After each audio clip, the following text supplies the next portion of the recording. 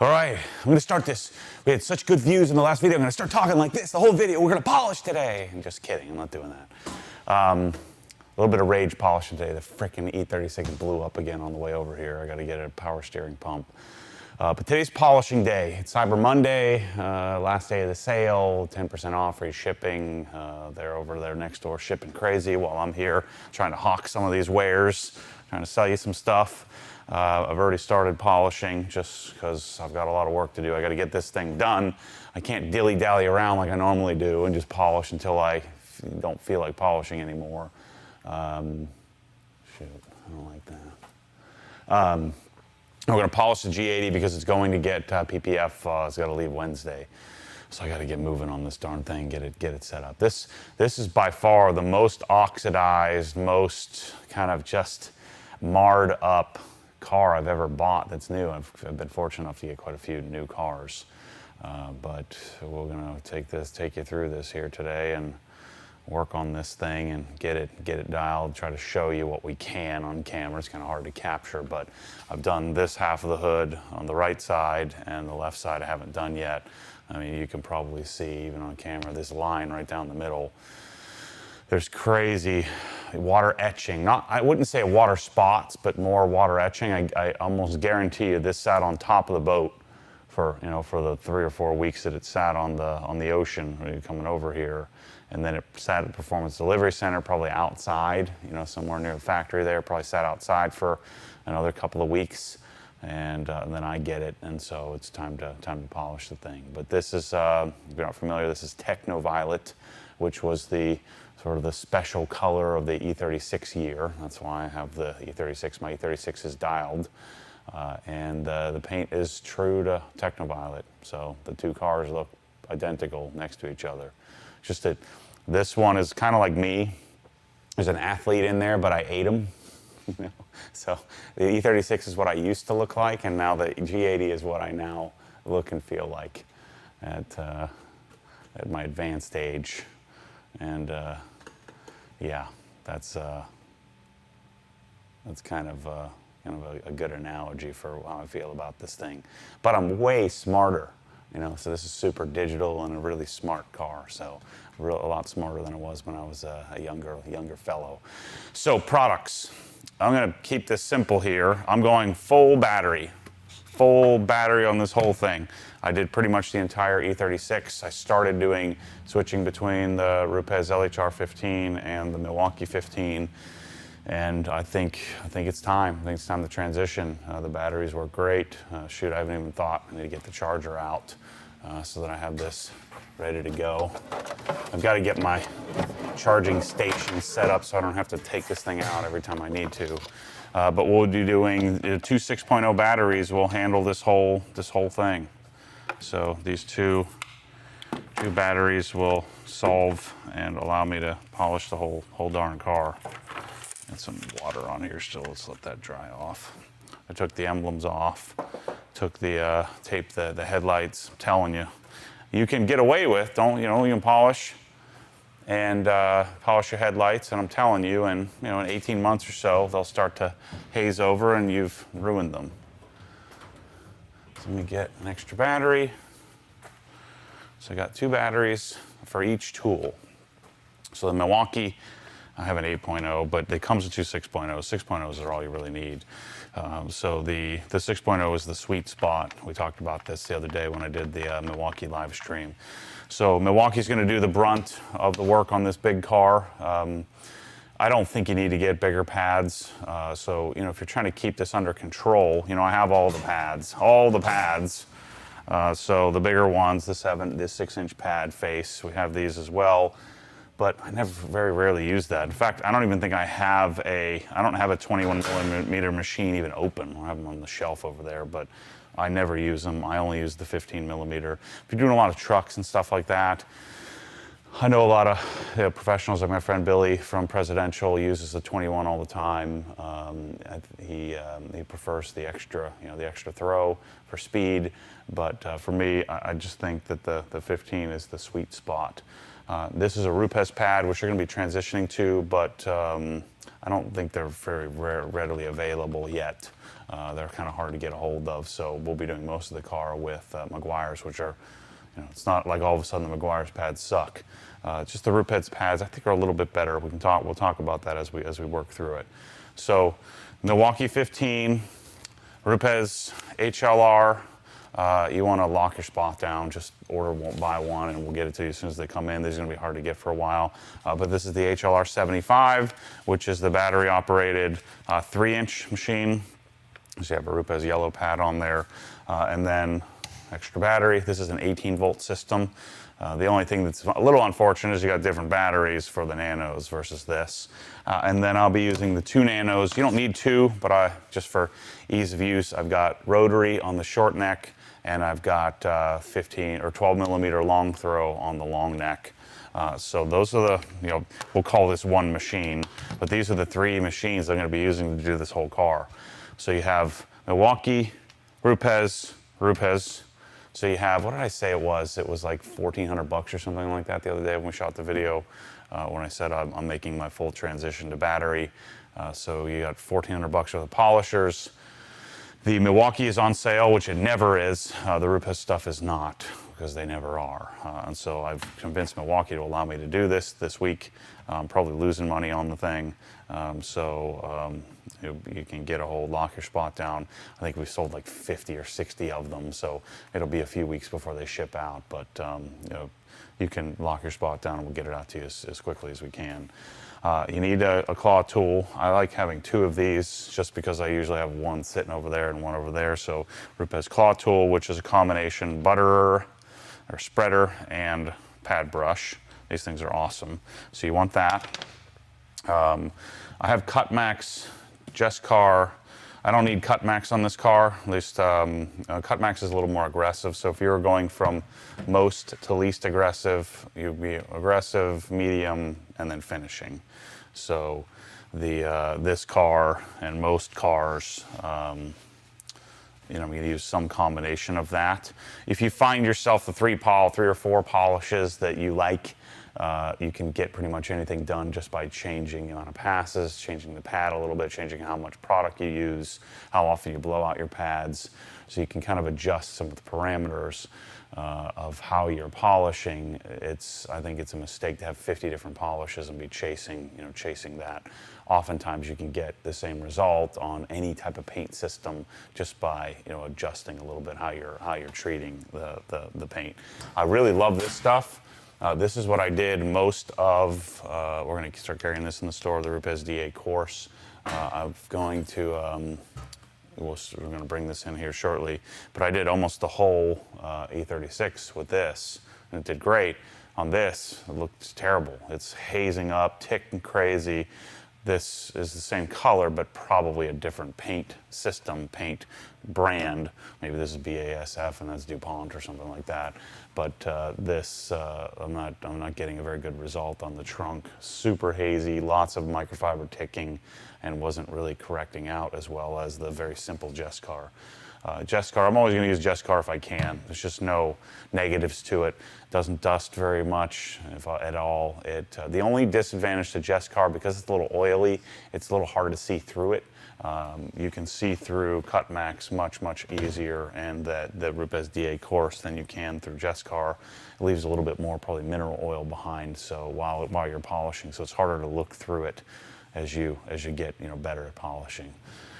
So then, like I said, 5-inch, 3-inch, and 1-inch pads are what we're going to use, and I'm just continuing to play with the Rupes stuff. So the Rupes system has 3 different microfiber pads. You can see the color difference. The microfiber, I find, is not any different. I thought at first, I'm like looking at the fibers, trying to decide, well, maybe this one's a little bit softer and this one's a little bit harder, but really what it comes down to is the main difference. There are some differences in the microfiber and how it's stitched to the pad, I guess, or glued to the pad. The blue is you can see, not very pliable. Yellow is a little bit more pliable, still some stiffness, and then white is the most pliable and thickest of the three. So I find that yellow, just like with the foam pads, I tend to like yellow the most, but the white is nice when you're working, like I'm working on different contours.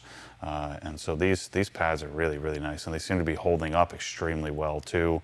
So I think you'll get a lot of uses out of them. You'll be able to wash them, clean them, use them, for quite a few cars, 5, 6, 7 cars before you need to replace. But 5-inch pads for now, until the Rupes stuff becomes available. If you need to polish, you need lots of pads anyway. These are great. It's not like these all of a sudden got sucky. It's just like I think I like these a little bit better. But there is some nice pliability. The thickness of the foam is nice on the Meguiar's pads. We do have these in stock, and so you want a half a dozen 5-inch, you want a half a dozen 3-inch, you want the yellow pads. We're going to finish with yellow and Sonex Perfect Finish. So we got 5-inch, 3-inch, 1-inch, and then we also have the 1-inch Lake Country. Meguiar's and Rupes don't make a 1-inch, at least not yet. So we need the 1-inch Lake Country pads for this, and then 1-inch Rupes for finishing in certain areas. Usually we won't need that.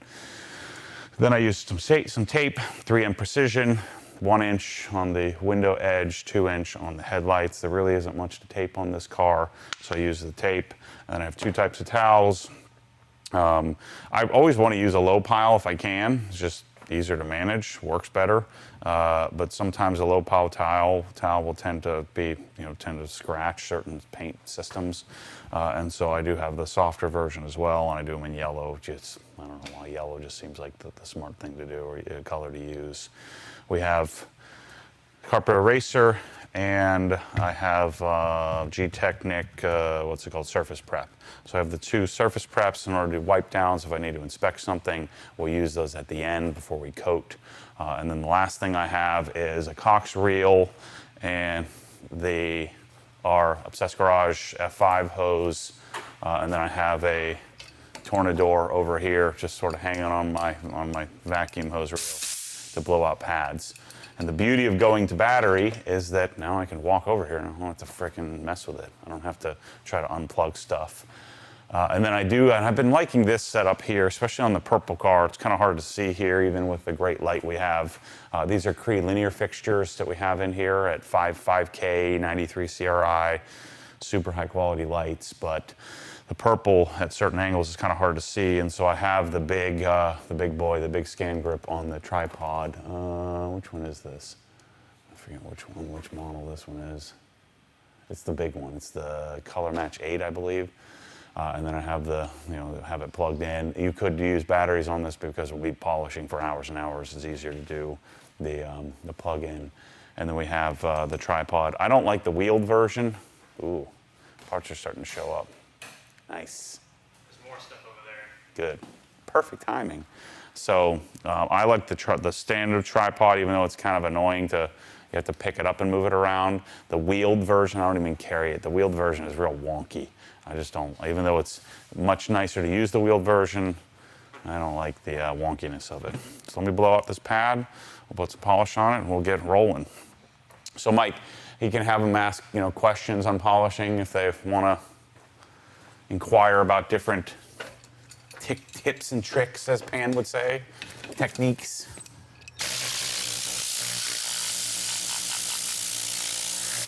I don't have any tips or tricks. I just do it the way I do it. Rob wants to know, are you coding the laser headlights for? Are you going to ask the question on the mic so I don't have to repeat it?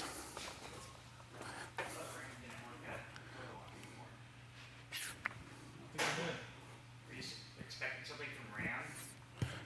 Isn't that yeah, Tommy is. Oh, okay. I was like, he doesn't work at Color Lock. We're live, Bryce. Don't give away any of the secrets. No, Ram's representing, he's got a new bio-organic leather material thingy. All right, let me polish this section and we'll answer your questions. So I've already done the right side.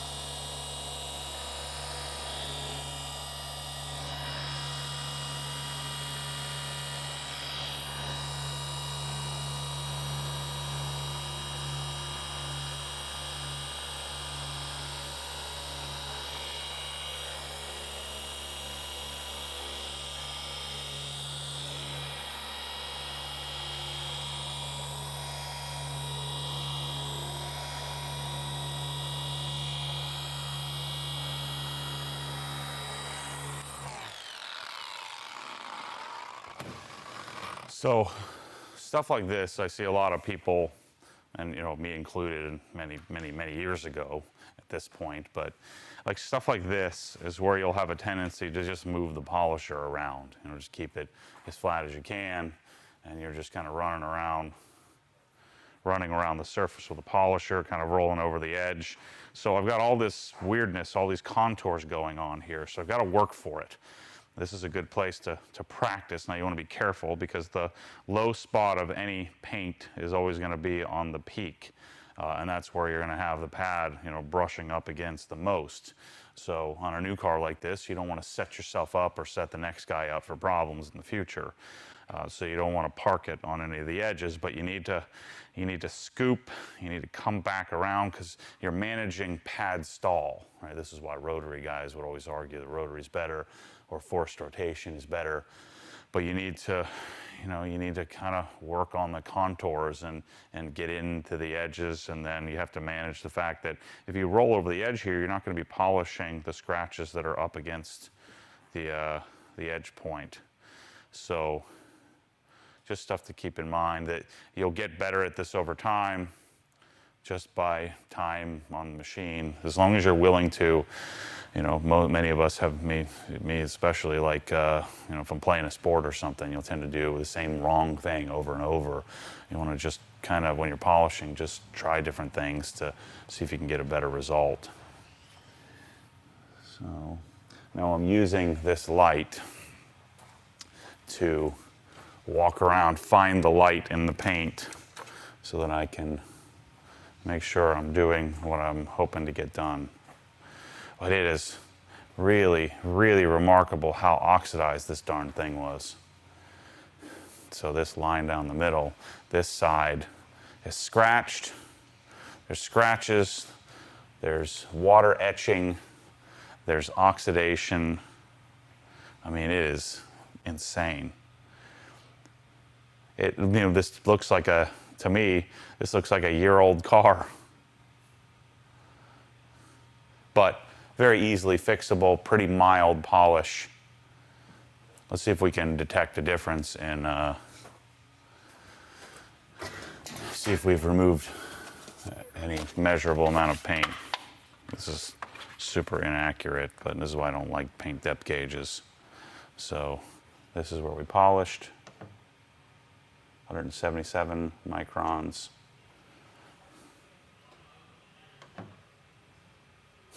It's so freaking stupid. It's so dumb. 159. So we have less paint where we didn't polish, and I must have installed some paint there. Yeah, we have some extra paint. Pretty thick paint, though. Yeah, 170, 156. So that's the stock paint versus this guy. Ooh, 88. It won't give us a reading there. 97. Yeah, they put some extra paint on the hood versus this bro has like 300, I think. Yeah, 314 where we repainted. This is the original 120. So I've already polished the trunk. 90. 93. To me, this thing is a guide, but you can see it's like, I don't know, just not super accurate. And that's like the frickin' best one. All right, let's keep going. All right, what was your question? Are you going to have the laser headlights enabled? Yes. Yeah, so the laser part of the headlight, I think in the US is turned off.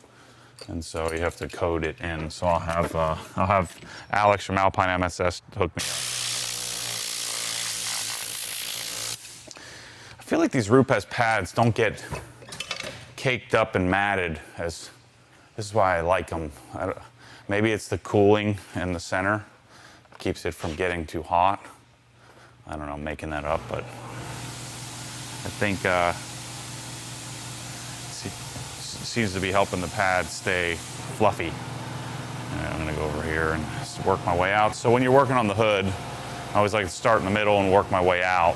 Can you see that with this light? Can you see that those are typical toweling marks from them, you know,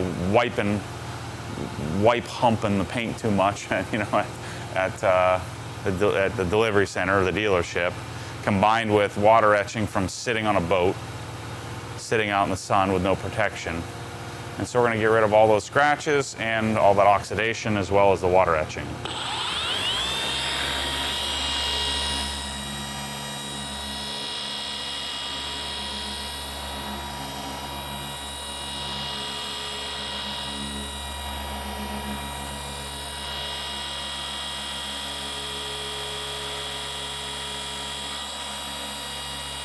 So see this edge here?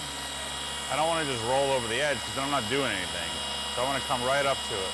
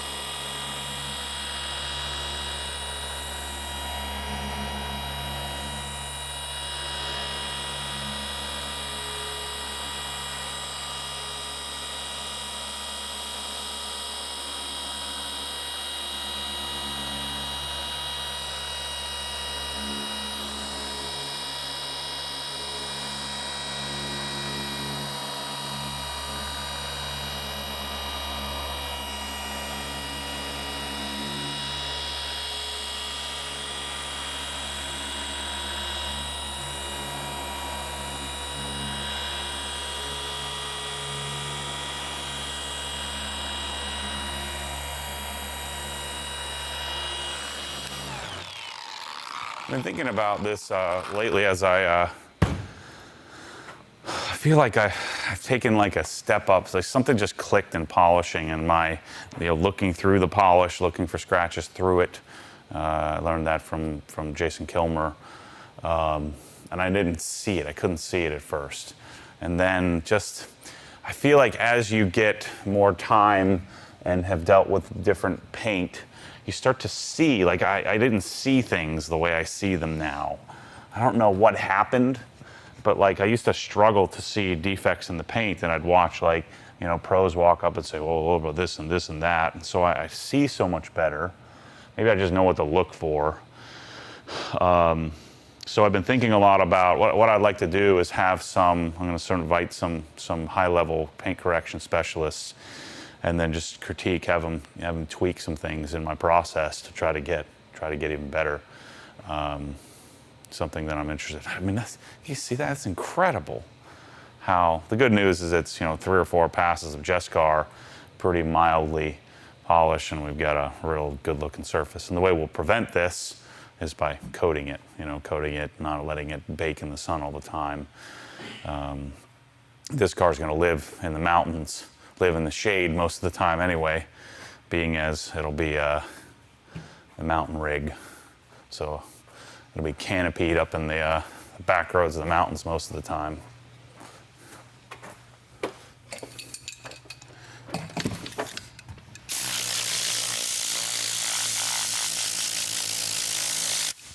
So yeah, I'd love to have like, I'm going to start to, like I said, start to get critiqued. I do want to, I think it'd be fun to, I've been talking about this for a while, to do some sort of call out. I want to do a YouTuber versus high-level professional paint correction. And we'll have a detail off and get some judges. And I think it'd be really fun to do that and make a video series of the war, if you will. I don't know how we could score that, but I'm sure we could come up with some metric of scoring, and then find some guy who and start talking trash. It'd be a lot of fun. And then I should lose, but it'd be fun to see if I can at least be respectable against a high level pro. It'd be kind of cool.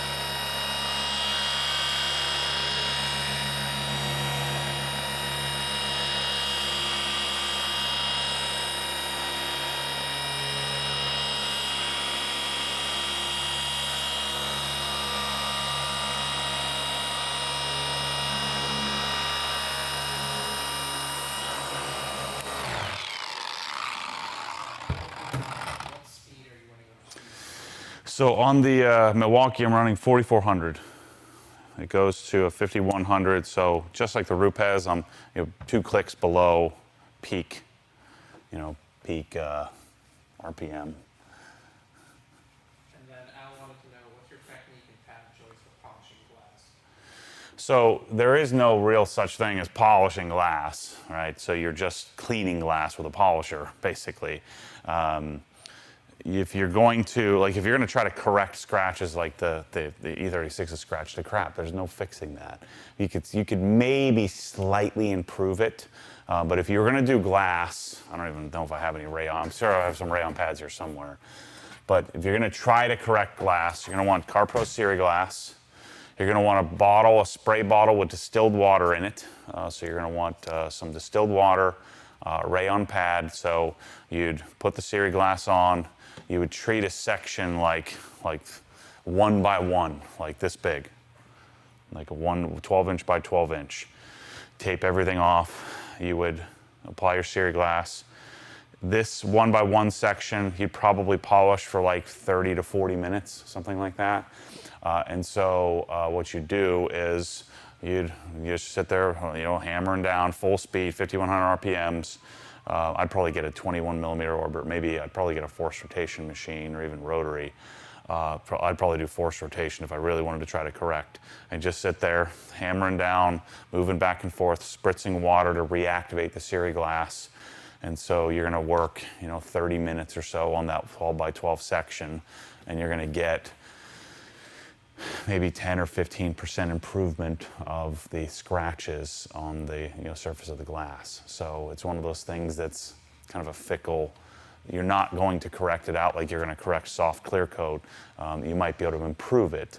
And so generally what I do is I'll just use this pad with this polish and just clean up the glass, try to get any sort of water etching and oxidation off of it, and not worry about the scratches, because the scratches are almost impossible to tackle. Ryan wants to know, have you ever tried the CarPro masking tape? Yeah, the 3M Precision is way better. CarPro masking tape is, I forget which brand it is or Corey gets it from. 3M Precision is the Japanese kind of special tape for this kind of stuff. So 3M Precision is better. I forget the brand. I think it's Viacom or something, where Vibrant or something like that. I'm confusing my brands, but I think that's where Billy gets, or not Billy, Corey gets it. And Dan wants to know, how careful do you have to be with a 5-inch on those contours, not go clear on the edge? You don't have to be careful. You just don't want to be stupid about it. So, well, I'll show you right now. So, you can go get it. Oh, wow, look at all that scratching. It should hopefully comes right out. So that is classic factory sanding. Maybe not, because they're going different directions. Maybe that is a bug or a bird drop or something with a microfiber towel going to get it. Yeah.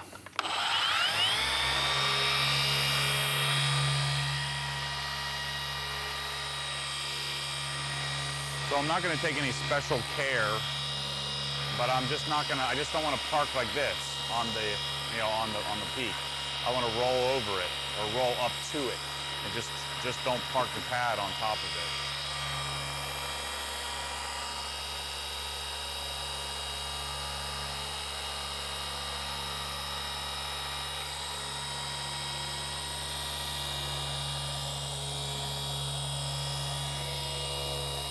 Kind of scoop it in here.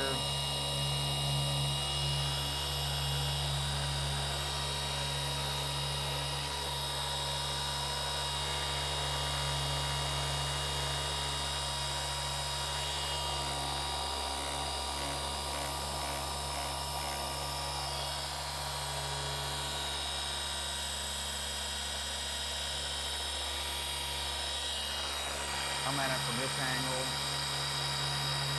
My pad is stalling, but it's still oscillating.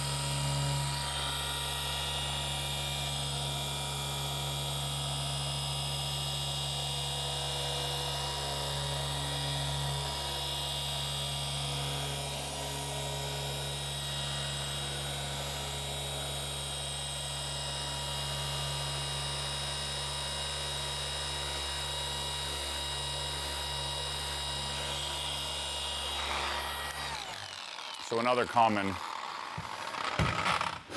thing that, it's not a mistake, but something you don't have to do is, notice I only went this way. I didn't like do my cross hatching. Cross hatch passing is really just so you stay organized and you can keep count. But it really doesn't matter which direction you know, like the old adage was, you know, you want to make straight line scratches, not circle scratches, because they're harder to get out or some nonsense like that. That kind of stuff doesn't matter. Oh wow, that came completely out just like that. So this newer, whatever system they use to paint this car is way easier to correct than that one was. But what was I talking about? I guess it doesn't matter. Oh, cross hatching. So it's not absolutely necessary. You just polish. You just want to make several passes, give the polish, give the abrasives some time to do what they do. Look at how nasty that is. It's unbelievable. This car is gonna, I thought the car looked great, you know, from 5 feet away. And then when you start to look at it, start to polish it, it's remarkable how much improvement you can make.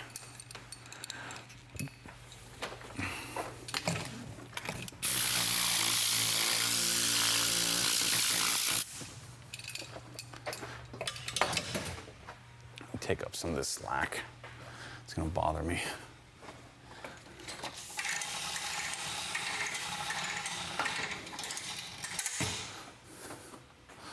Fix this here. Is anybody up this early on Cyber Monday, or everybody working?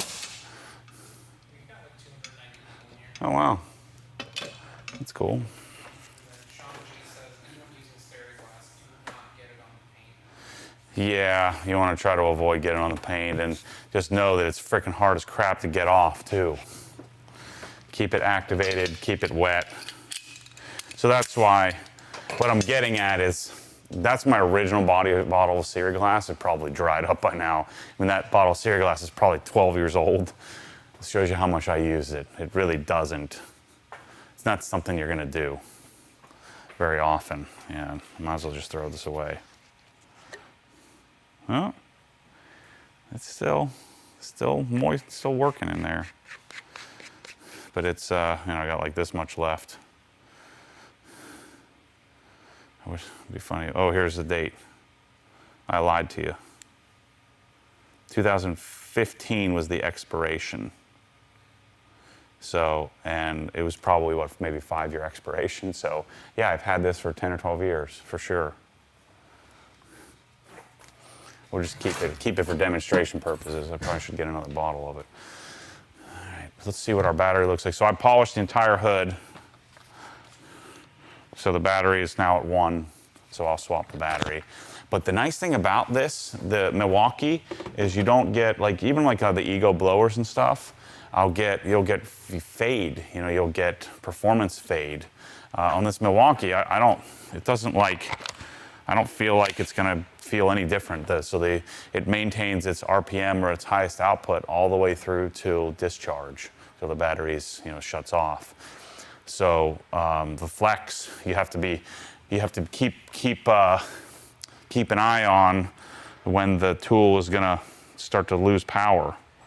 You know, so the battery will have like 1.5 bars left, and the thing will start to slow down. This one doesn't have that. That's why I think this one's the battery game changer. It is really good. Yeah, no difference.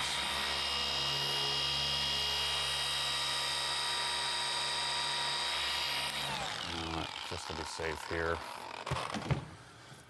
just the way this thing, so you want to be careful with these kind of things. There's a little tip for you. So this is, because I have the hood propped, in fact, what I think I'll do is get rid of the propping here for this section.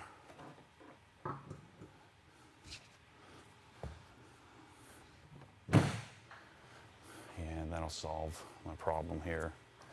So I know you don't want to burn through the edge here with the edge of the backing plate. Let's just do this just to be safe.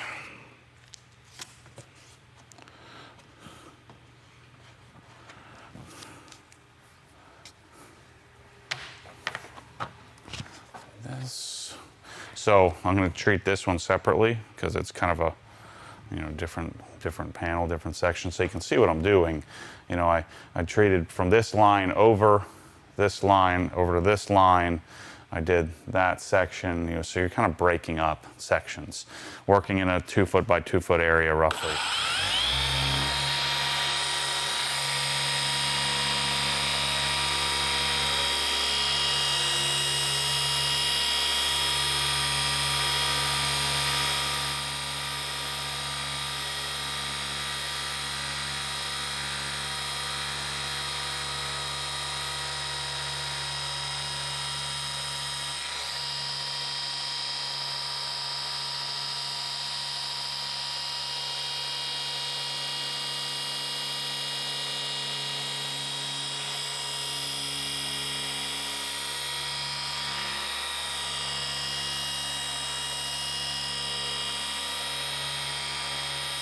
So follow the curve. Don't just get so monotonous. You gotta work the machine, follow the contour, keeping the pad flat through the whole curve. And then rolling over the edge isn't helping you. You want to come to the edge. I'm gonna come up to it right at the edge of my backing plate. Not the edge of the pad, because the pad extends out past the backing plate. So I'll try to do this lefty for you.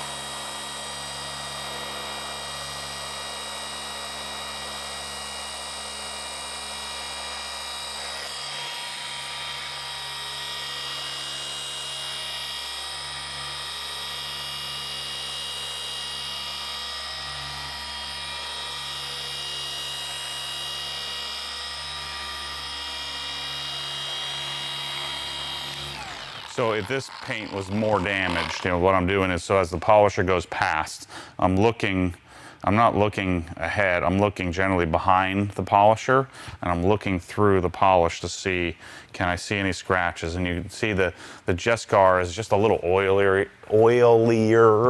It's harder to see through. Dang it.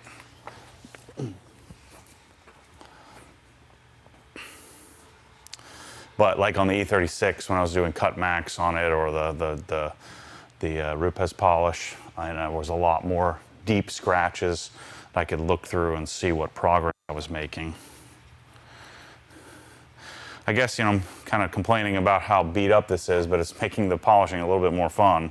At least you get to see a pretty drastic result on the hood here. Dan wants to know what polisher will run on the 2.5 batteries I already have. Will that polisher run on 2.5? Yeah, it will. Well, let's try. I don't have the 2.5. I have the 3.0s. Let's put it on there and see how it does.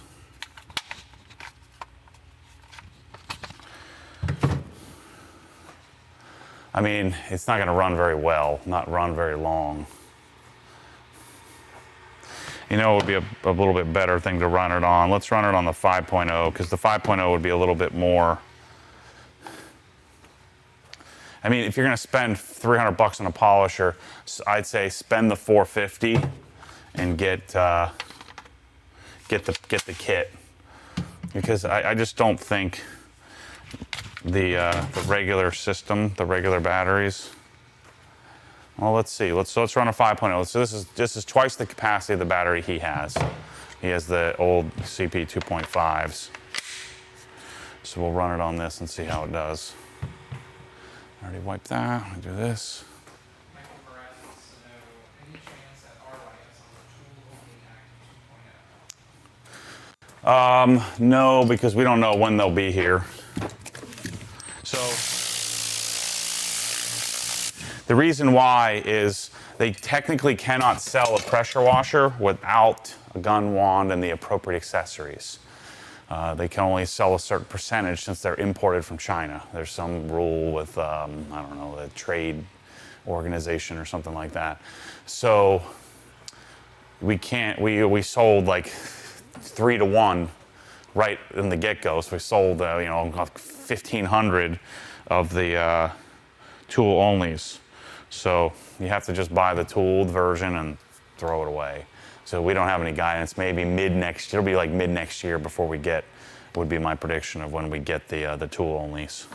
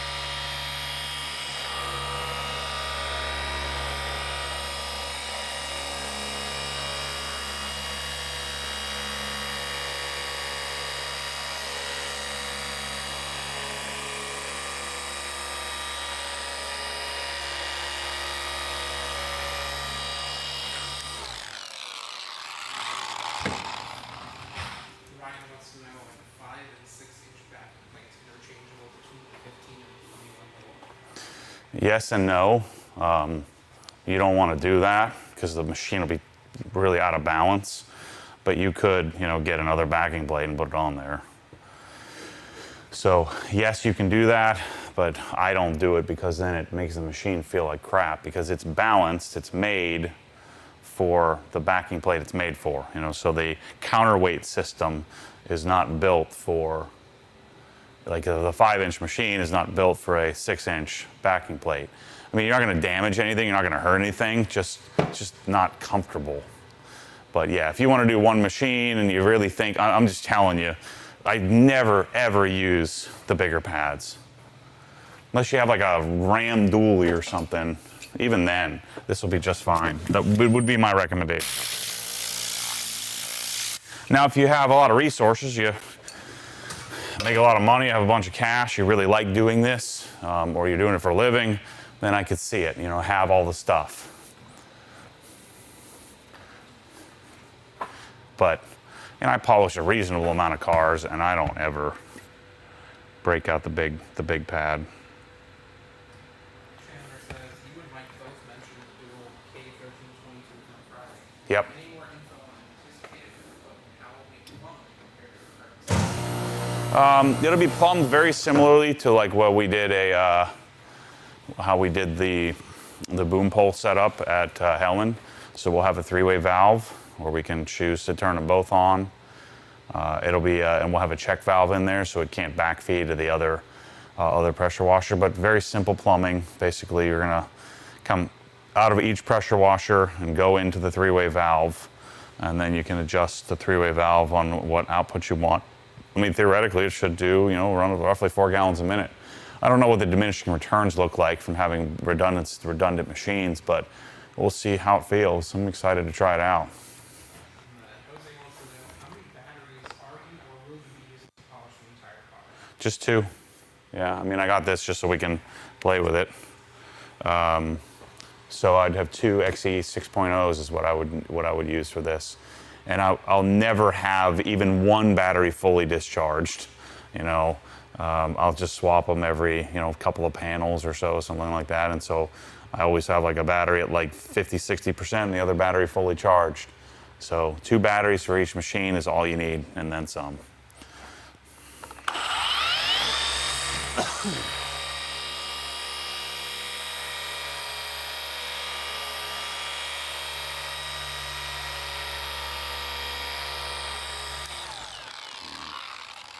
Prop this back up.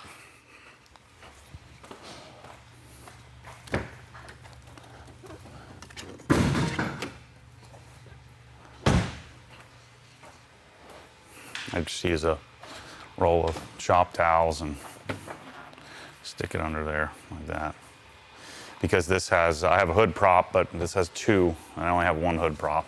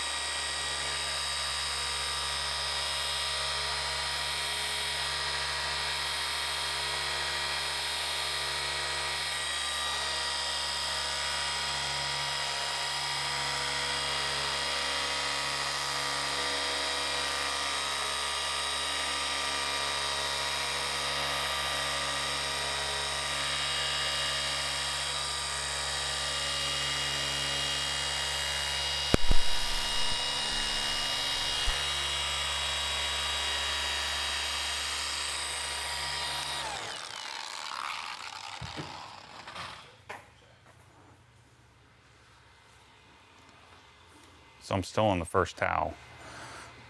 I'm gonna do the whole hood.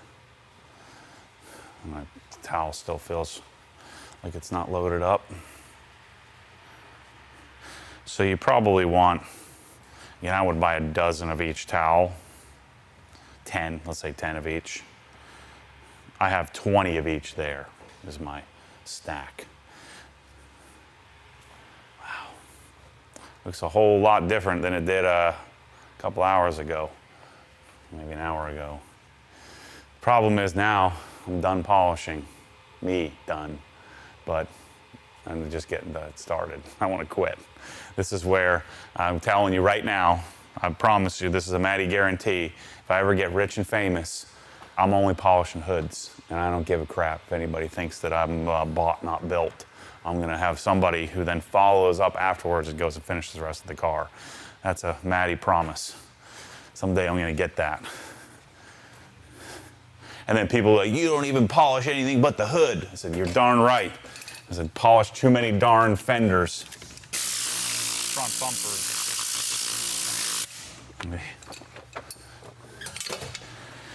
I don't have a choice on this one. I'm gonna be here all day and all night because I've scheduled myself too tightly. So we gotta actually work for it. All right, I need the 3-incher. What do I do with it? Oh, it's right here. And blow out this pad.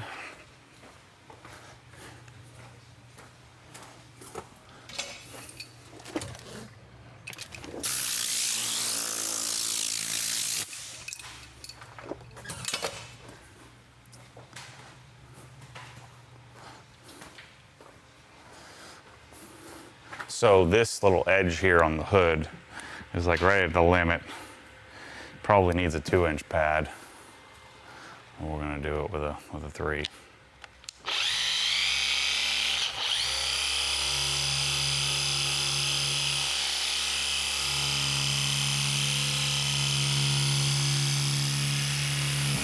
So I need to come at this a couple of different ways. If I need to polish the top edge, you can kind of scoop into it from this angle.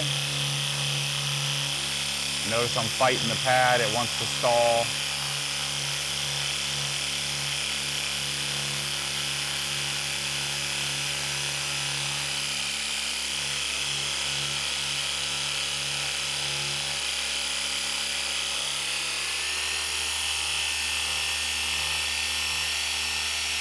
Then I need to come at it from this angle. And it's really going to want to stall coming into this edge.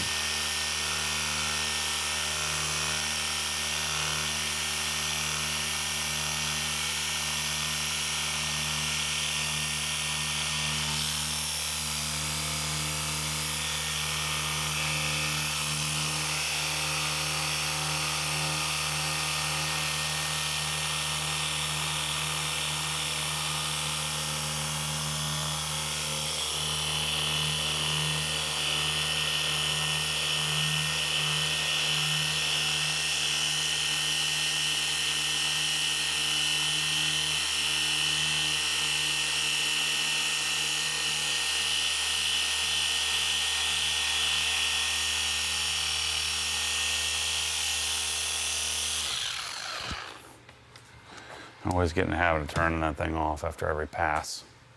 I try not to get it in my eyeballs.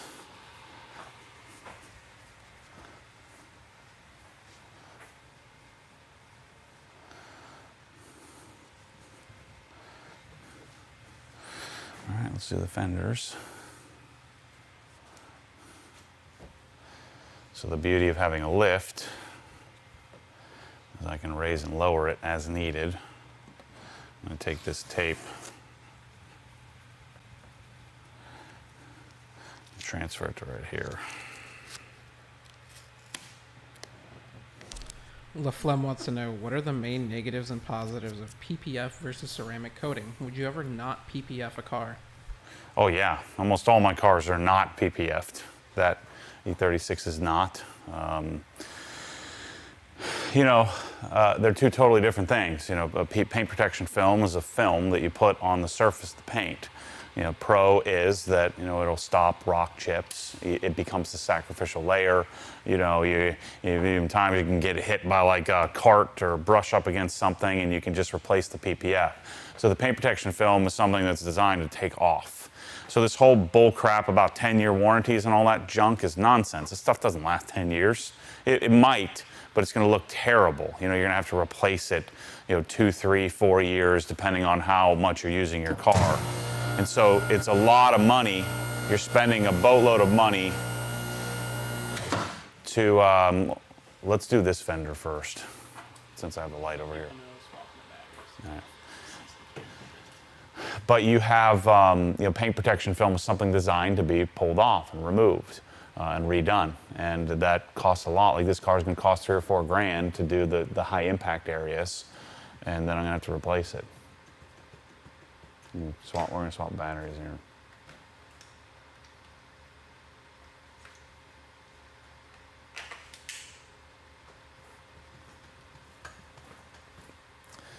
So a ceramic coating is your paint protection layer. So ceramic coating is going to do jack for rocks or scratches or things like that, deeper scratches. So a ceramic coating is designed to help with water behavior, chemical resistance, all that kind of stuff. So the combination is to do paint protection film on the high impact areas, and then do your paint protection with the chemical resistance with the coating is what you would want to do. So you use the two in combination. So, and then generally, like my E92 is fully covered in paint protection film, but my E92 is also coated, so I coated the PPF. So the coating is what helps with the chemical resistance, the water rejection, all that kind of stuff.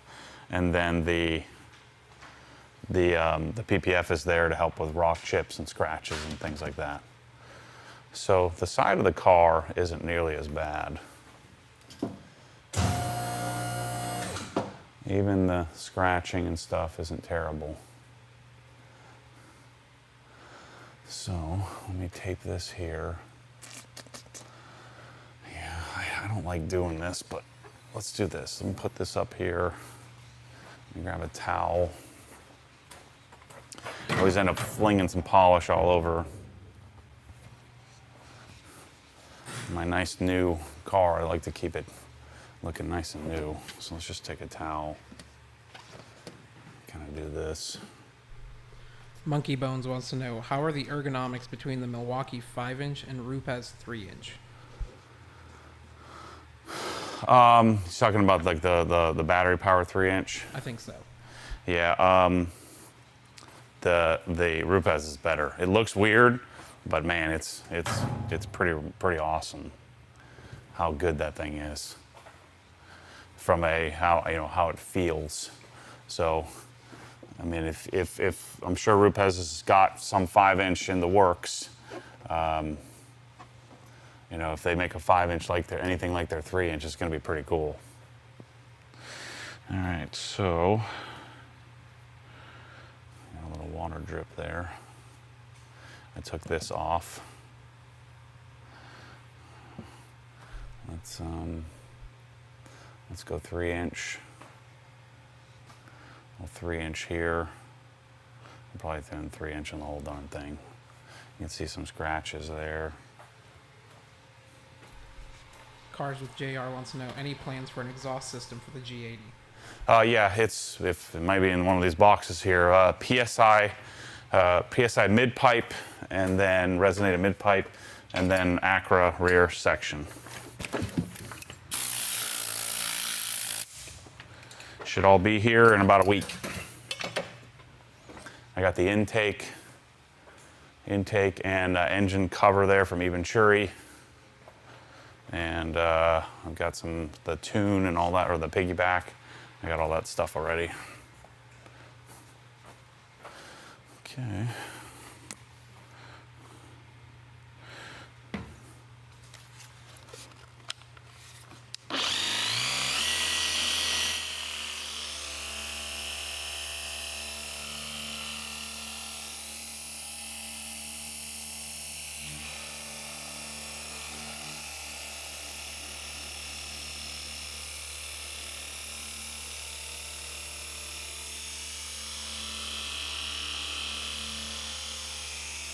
See how good this little thing is, man?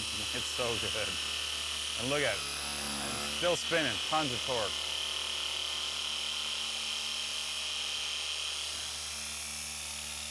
And it's crazy light, like it's super, super light. Lightweight.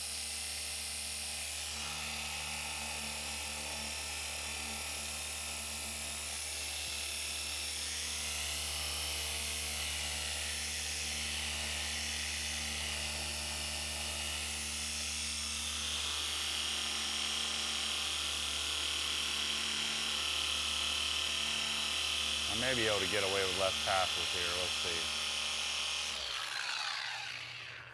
Turn it off. Get in that habit. I'm trying to train myself.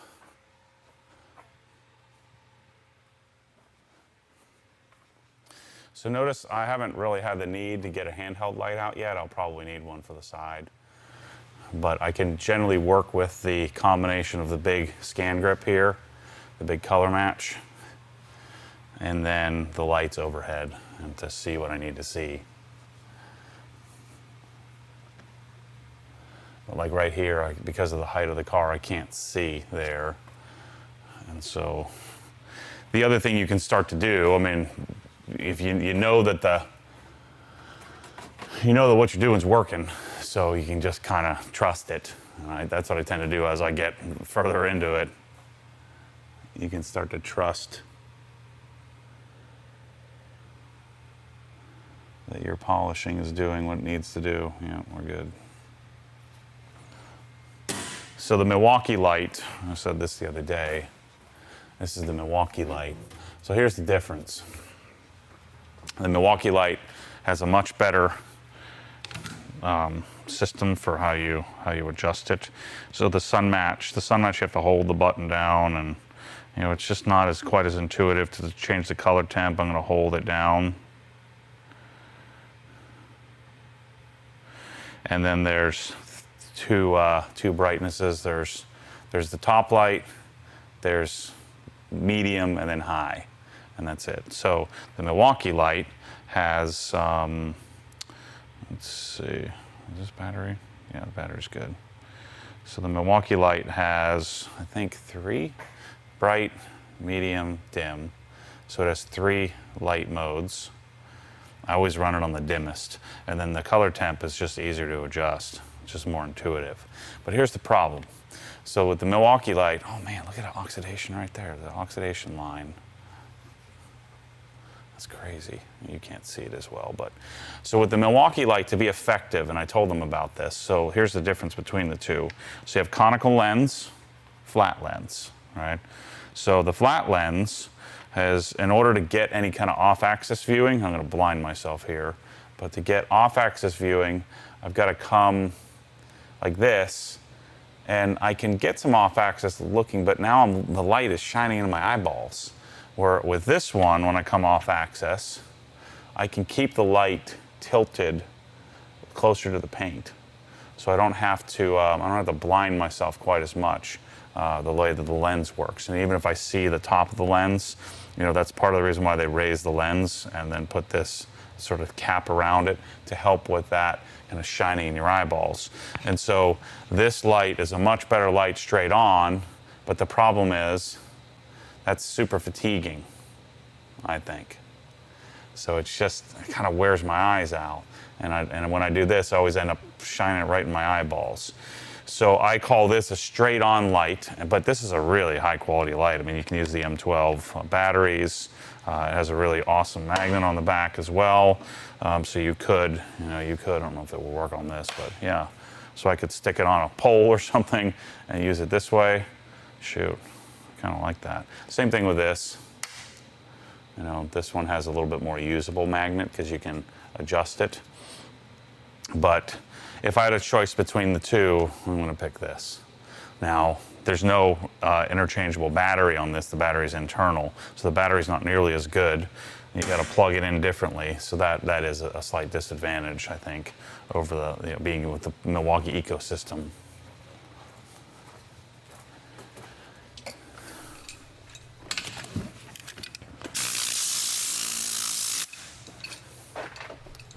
Cars with JR wants to know, how would you compare the G80 bucket seats to the GT3 bucket seats?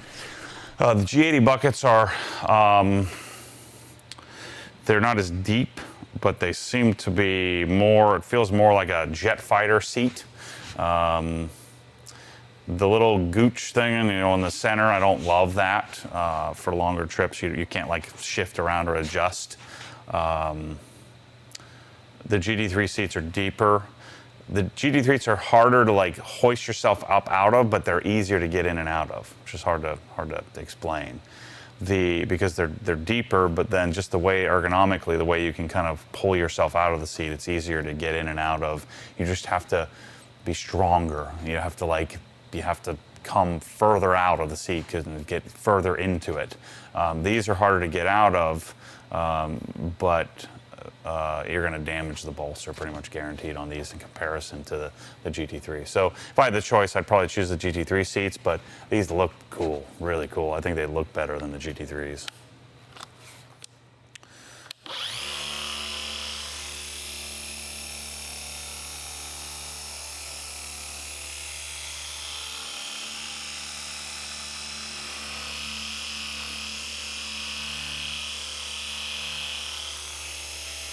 When you're polishing, you're always better off being redundant and going too far into the panel that you already polished than missing it. So you'll see me overlapping quite a bit.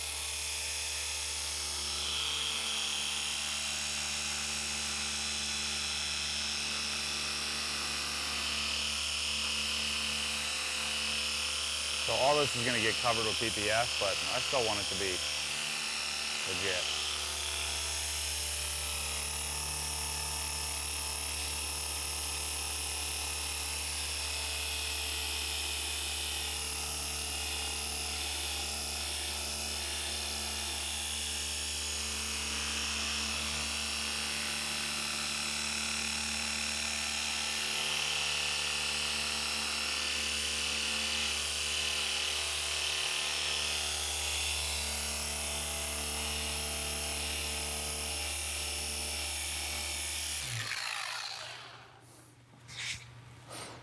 Have it, turn it off. So there's a new switch coming for this, for all of these. At some point, I don't know if I'm supposed to know this, or I'm supposed to tell you this, but at some point they're just going to switch production, and it'll come with a different. I think they're going to have some sort of like little flip here, where you can't like accidentally, because the issue is you're like holding on to the machine and you like bump it on your chest or something, or you set it down like this and it turns on and flings polish everywhere. For me, what it's been is I've been holding it and just accidentally kind of hit the trigger and then shoots polish into my eyeballs. So they're going to have all these, like my machine, they're going to send a new trigger, which you'll easily be able to swap out. And then at some point, the machines, as they come, they're just going to come with the new trigger.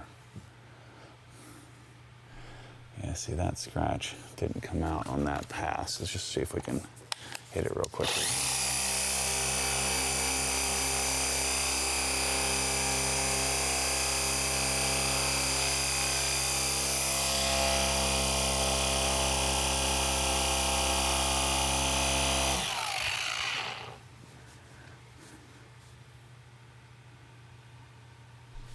Alex says, you've probably answered this 100 times, but I'm new to polishing. If I don't have compressed air, can I use the Bigfoot brush tool instead on woolen foam pads instead of blowing out?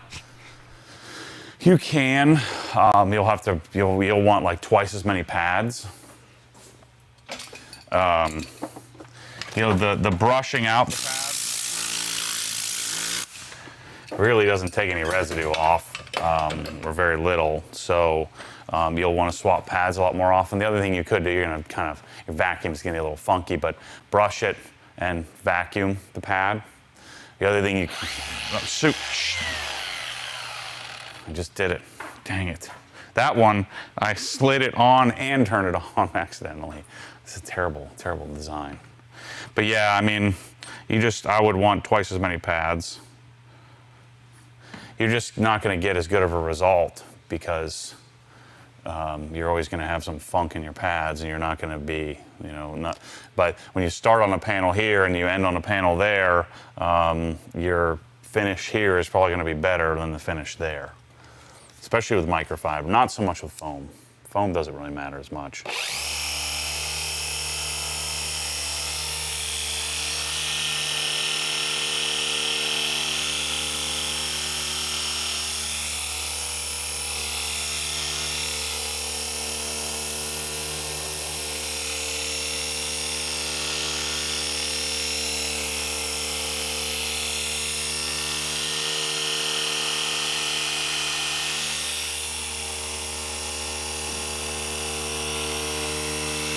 Remember, manage your edges. Don't just go like this. You've got to get the pad up to the edge. Otherwise, you're going to miss the peak of the edge. Same thing up here. I want to stop my pad at the edge.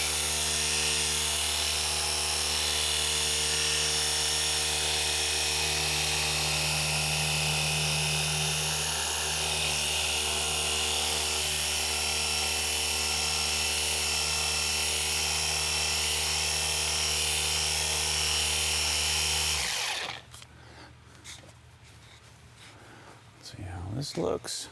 An area like this is an important area because you can see it all the time. On the top, not as I don't deem like bottom side of doors are not nearly as important as your top of your fenders. Just because you can see it. Yeah, all those scratches came out. That little water etch spot came out.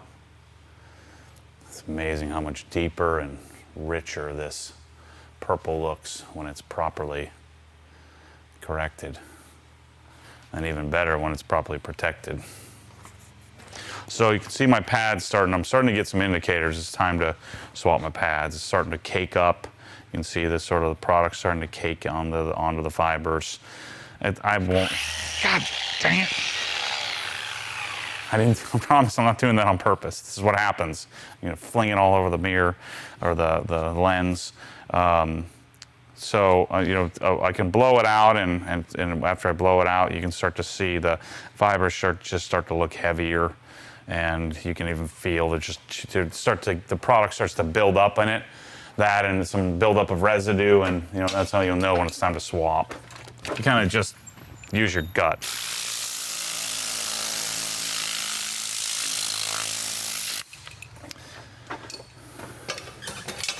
So that's mistake 101 in polishing is you buy one pad. Think you're gonna polish a whole car. You need more. You need more pads.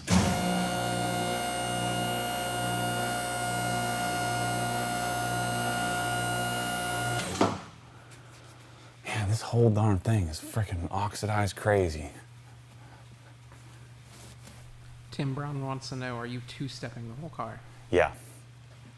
Yeah, very rarely are you going to be able to do a single step on a car that you care about.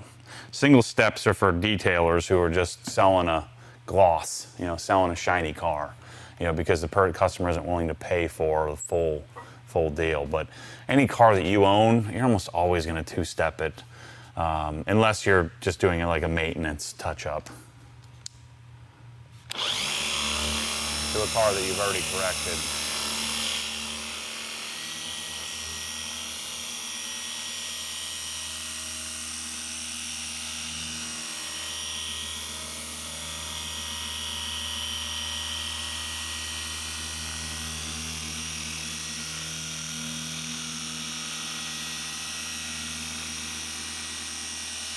Edges, edges, edges.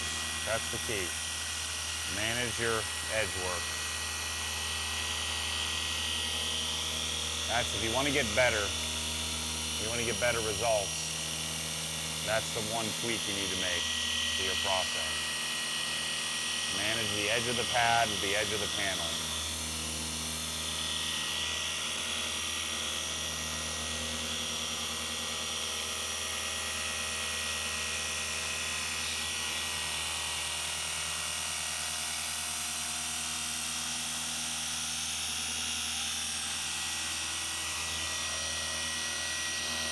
This Todd Cooperrider from Esoteric that really taught me how to do edge work properly. And even him teaching me took me several years to get it right. And even then, I don't know that I'd say I'm highly proficient at it.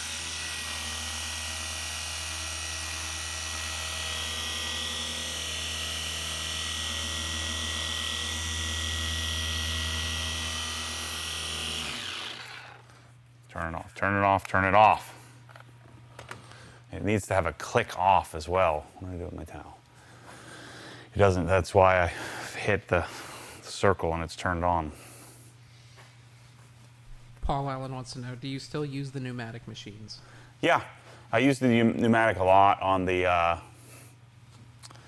E36, but I mean, unless you have a great air compressor already and an compressed air setup, with this battery stuff, it's the same thing with air tools. Like, why?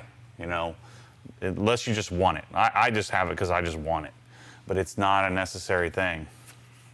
Yeah, I'm gonna ditch this pad right after I finish this dirty section here. Daniel Gus wants to know, when does the sushi show up? I was just thinking about that. I'm supposed to be starting today. We'll start tomorrow, Cyber Monday.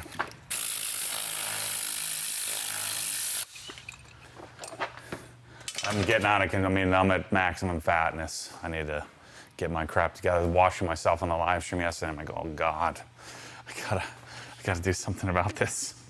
This is too much. Oof.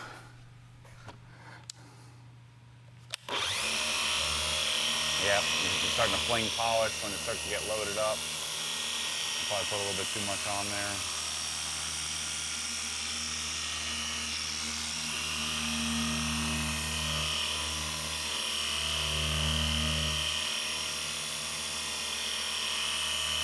The other thing, if you're beginning at polishing, speed. I probably go a little faster than you would want to go when you're starting out. So you just, the slower the better. If you're unsure, go slower. You know, I'm kind of working the polisher a bit more than you would if you were just kind of figuring it out. And so if you're learning, slower is better.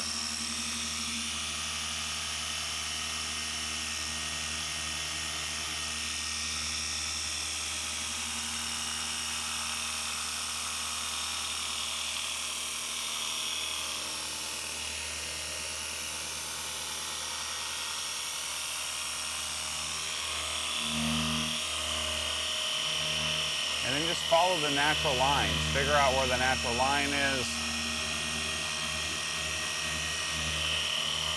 And change the angle of your polisher. Keep it in close to your body. Notice the nice thing about this puppy is, like, you see me, finger operating this thing, where I don't have to always be all up in it. It's super light, super nimble, but has enough torque that if you do want to lean into it, you can. All right, so that fender's done. Tyler wants to know, are multiple pads needed when just applying a coating/sealant, Rupes Uno Advanced, for example, with the soft foam pad and not necessarily correcting the paint? He's talking about applying with a machine? Yeah, applying a sealant like Rupes. Yeah, don't apply a sealant with a machine. Do it by hand. Why introduce a machine into that? It doesn't save you that much time, maybe, because you're going to still need to get like a hand applicator out most of the time anyway to do all the cracks and crevices. So, and spreading the thing on a little thinner, especially with modern sealants and stuff like that, and coating specifically. Coating you would never apply with a machine. So I just don't see any benefit to doing that. You're likely going to slightly mar the surface when you're using a machine. So I would highly suggest that you just use an applicator pad of some sort to apply your sealant. So this rocker, this lower side thingy here, I'll do this all at once. So we'll treat this area with the sort of door jambs and do that all together. So I'm going to start to work my way around on the front bumper here, but this pad is done. See, I didn't turn the machine off and I almost flung it again. Rem wants to know what yellow pad slash microfiber pads are you using? These are Rupes. I only have, that was the only one I have, so I gotta go back. Oh no, I got one more. One more. These are like my sample kit. So actually, I wish I had a white one. I don't. I used them. I only had a couple of them. Oh, no, I got two of them. Yeah, nice. So I'd like to use the white on the front bumper here. So you can see how important the 3-inch becomes. A 3-inch, I end up doing half a darn car with a 3-inch polisher. You could do a whole car with a 5-inch, you just wouldn't be able to get as good of a result. So here is where, you know, I'm not super concerned about the front bumper. You know, the front bumper is not something you're like laying on the ground to look at, but it's one of those things that I want to get any oxidation, scratches, swirls, stuff like that out as much as I can. You know, it's one of those things where you could micromanage yourself to death, but I think that most often you're better off on, you know, spending most of your time on the areas you can see the most. So I'm not going to go crazy on trying to get this perfect. I just want it to look good. And so we'll take our towel just to kind of keep me from flinging polish all over the place.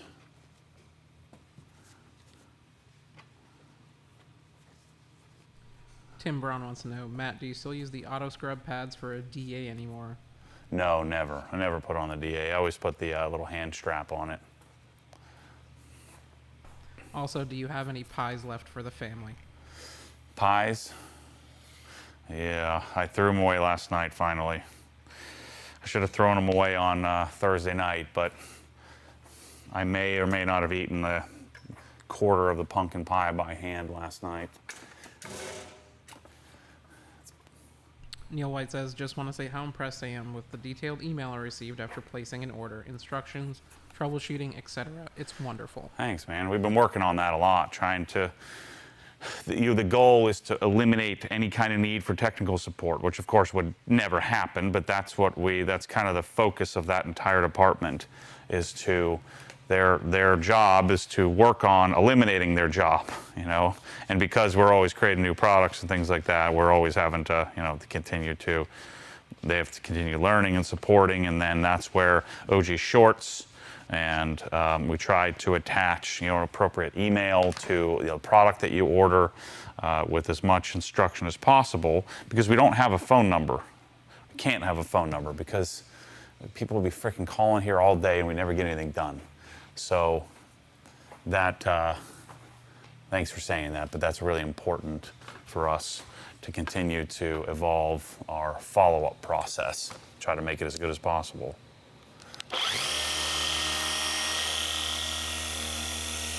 So the white pad from Rupes has a little more contour to it. So on this pretty aggressive front bumper with all these contours, the slightly less dense and slightly thicker foam will help me still do lots of cutting, the cutting that I need to do to correct this, but will help me carry the curves of the car.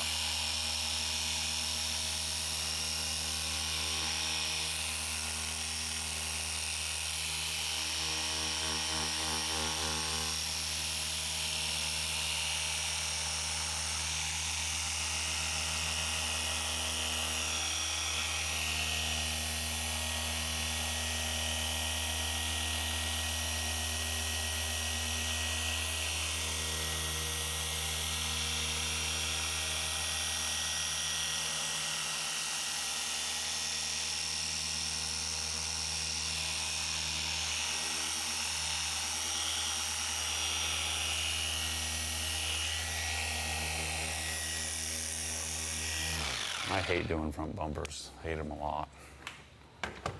Hate it.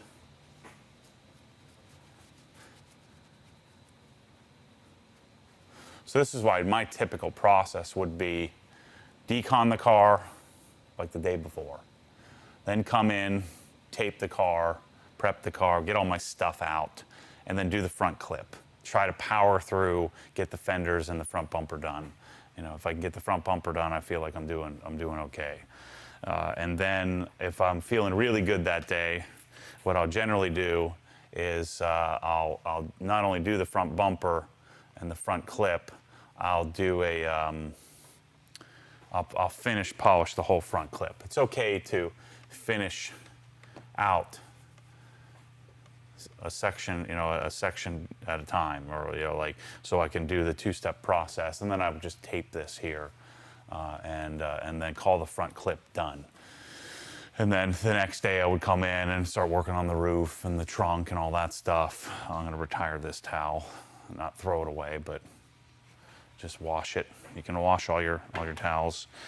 And then I would do the hood, the roof, and the trunk, and then the pillars, try to power through the pillars, and then try to finish that out. And then do like this side of the car the next day. So I generally like to do a car over a week or two, a week and a half, something like that. And it just makes the process more enjoyable. I do a better job, get a better result.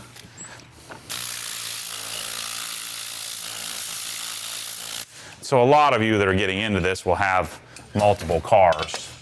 Even if you only had like a his and hers car, drop the wife off or drop the kids off and drive her car around and kind of work together while your car's in the garage for a week or so. Ooh. That's not good. I need to fix that right here. You won't be able to see it, but it's not, I didn't do a good job of getting the scratches out of that. Paul Allen has a home theater question. Okay. When you would plan a new living room theater, would you get in-wall mounted speakers, especially rears? No. No, if you can figure out how to not do in-walls, do on-wall or do on, stands or wall-mounted. You always want to try to avoid in-wall speakers if you can help it. Even the good ones are not nearly as good as one in a box.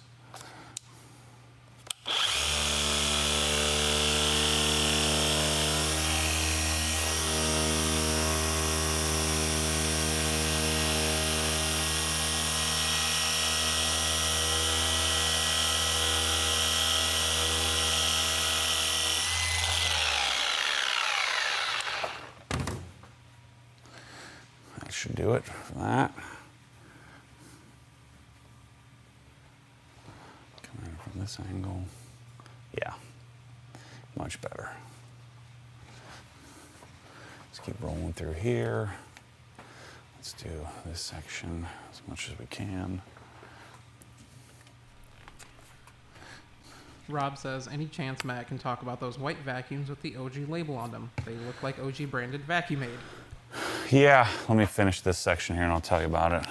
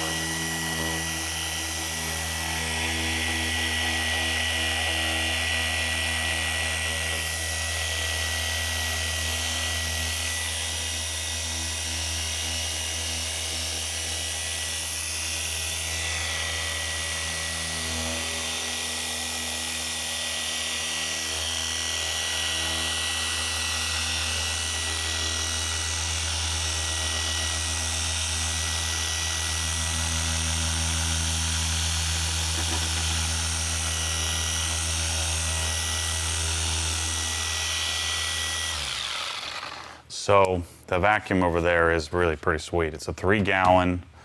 I don't know what the specs are on the lift and all that crap. I gotta get that committed to memory on how much water lift and CFM and all that kind of stuff.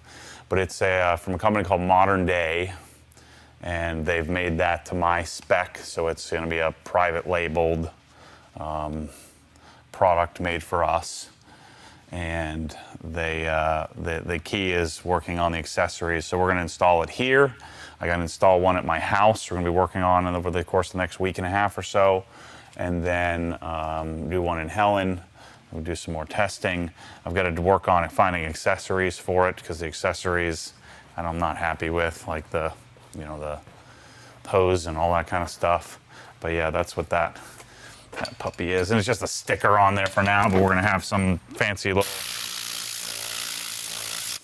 decal with, I'd probably take the Obsess Garage name off of it, just make it a hex, make it look cool, make it whatever. We'll have Bryce and Mike work on making it look OG cool, not overly done, but some sort of subtle branding that you'd like to have in your garage.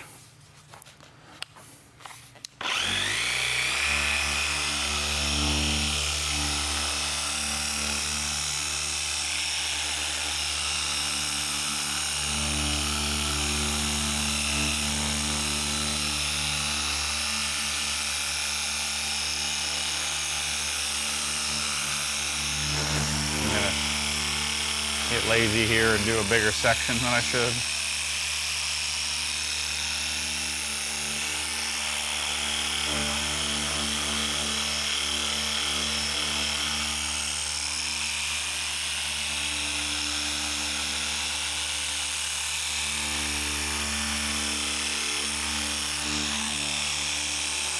This is one of those areas where, again, this section of the car doesn't matter as much. You're never going to be down here looking at this. And it's going to get covered up with PPF. But I do want it to get the major defects out. I'm probably getting them all out, but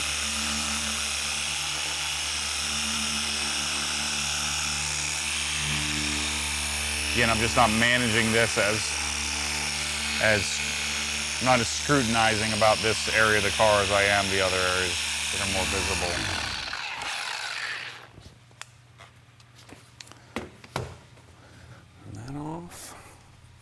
Peter Russ says, can you talk about the new water DI system? Yeah, so we now have a mock-up, as you've seen, you can see in the background. Now we need to start testing our different types of resin beds. Do we do mixed? Do we do some version of like 60-40, 50-50? Do we do a separate cation, anion, so a positively charged and negatively charged tank? I've got some carbon filtration, so also the option to do some high flow reverse osmosis.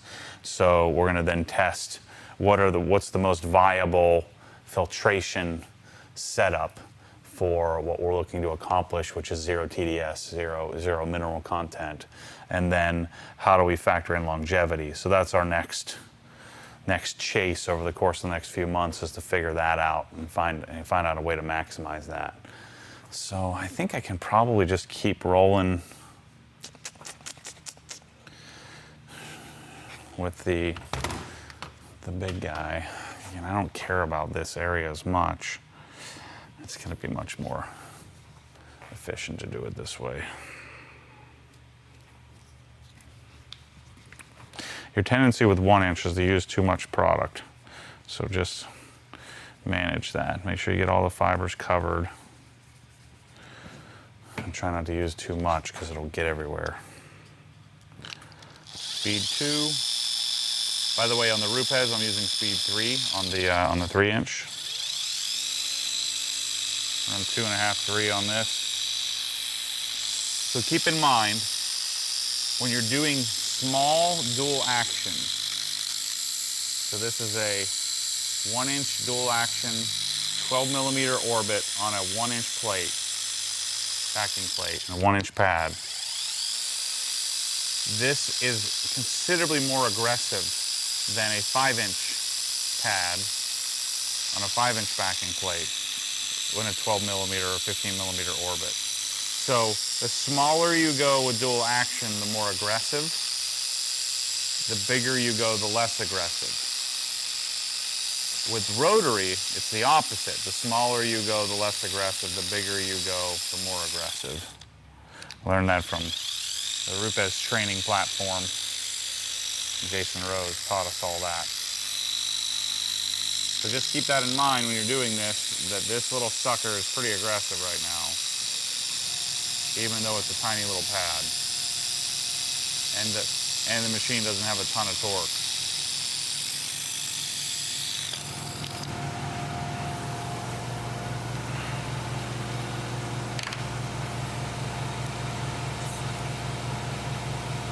A little baby bit of polish.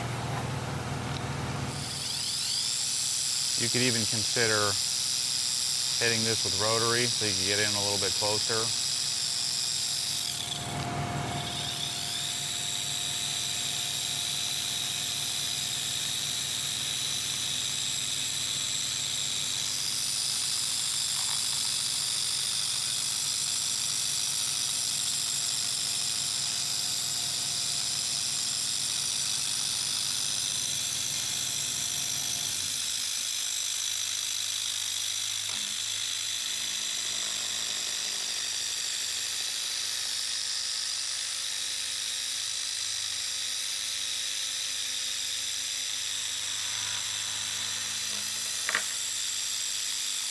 Careful.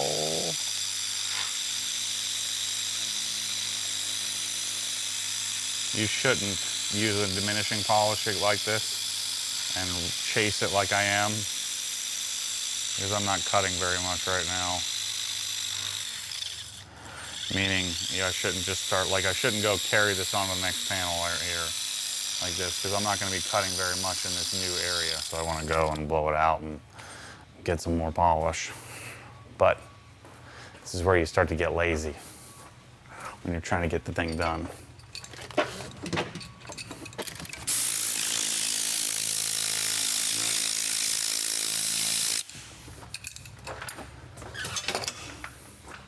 Renzen says, "Hey Matt, just picked up the new M1 Pro MacBook. Any recommendations for accessories?" Yeah, I don't really have any accessories for my MacBook. I just raw dog it, There's no, I don't put any cases on it, covers on it. I mean, the greatest accessory would be when you set it up and get yourself a pair of LYD5s for it, some speakers, but that's about it. I do use the AirPod Maxes often with it.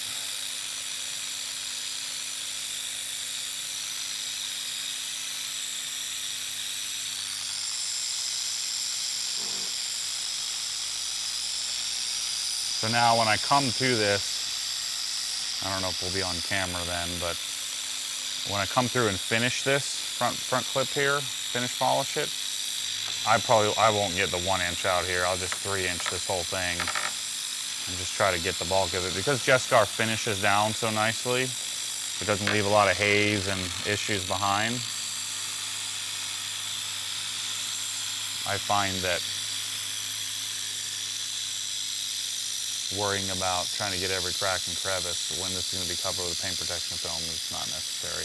Plus, this front bumper doesn't appear to be as marred as the rest of the car. And oxidized. I'm not going to worry about the grills because I'm going to be replacing them with the Lorsteiners. But this center section is body.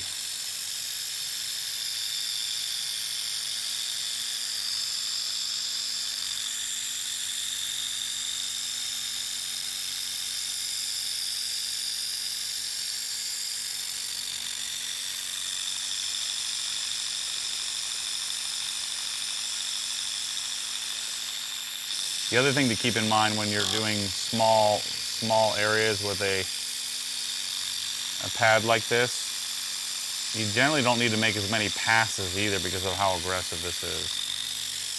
I'm getting real lazy here.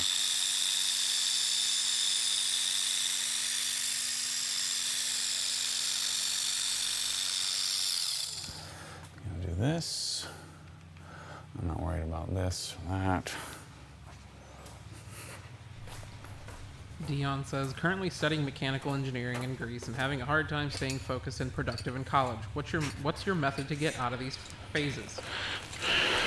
Get a job, I think, or play a sport, like join like try to get like make a club team. Like if you played a sport, and I mean, even if you just join, like there's most schools have pretty competitive intramural, like they have different levels of intramurals. So I would start, playing a sport, and then I wouldn't worry so much about. I would just focus on finishing.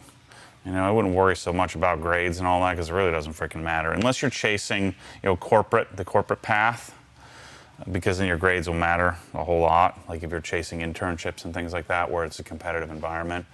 But if you get creative, you start knocking on doors, you can find probably better internships than what they're providing you at school. So you just have to, like if someone came to me and said, "Hey Matt, here's what I want to do. I don't need to get paid. We'd still pay you anyway, but I want to just come and learn. I'm going to come this summer. I'm going to show up. I'm going to do whatever I got to do. I'm going to pack boxes, do whatever I got to do." So you pick the company that you admire in your town. If you don't know which one to admire, start doing research. So I would turn my focus toward what am I going to do afterward with this, and how can I start either getting a job or playing a sport or something I could divert my energy. Maybe it's kayaking or something where I could divert a lot of my energy to and not just so focused on the academics. Because you'll learn a lot by whether it's a job and an internship, or you start some sort of side hustle. You'll learn a lot more than you will from the textbooks.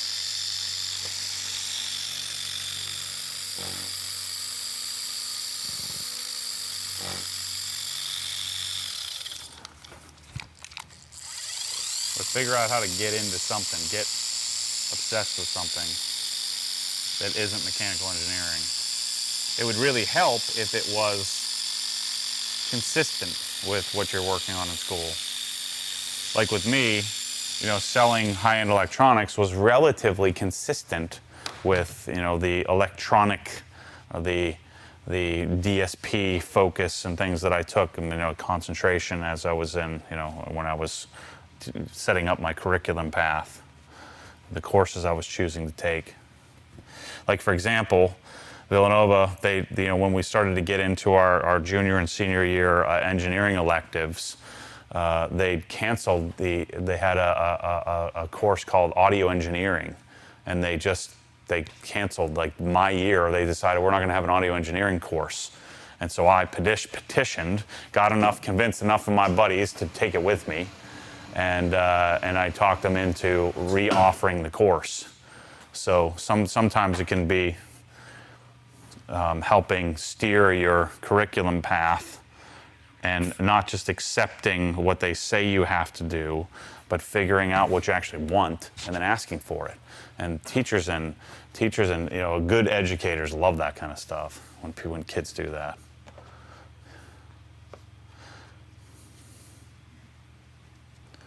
When you don't accept the status quo, that's going to set you up for life, because you do that in life as well, whether at a job or you're at your own business. Chasing is always better than just accepting.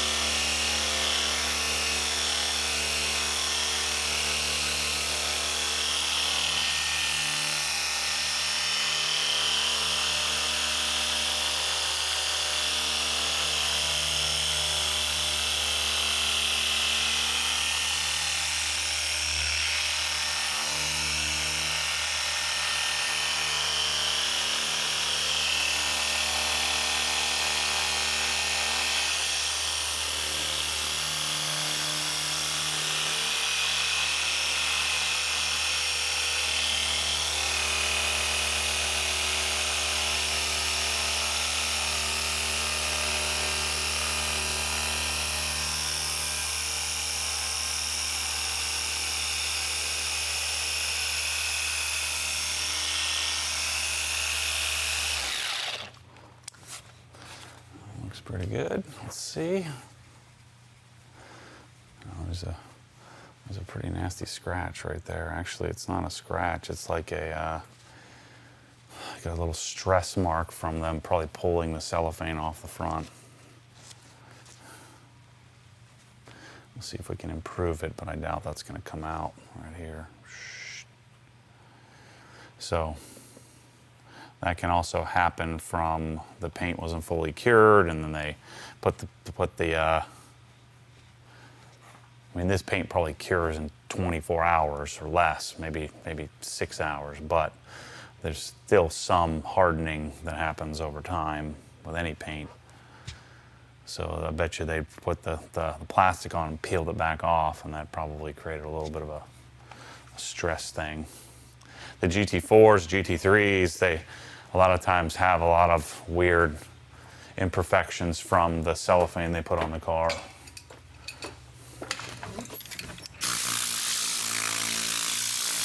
I wish they'd do it all like Audi does, where they put the wrap on it, the full body cover.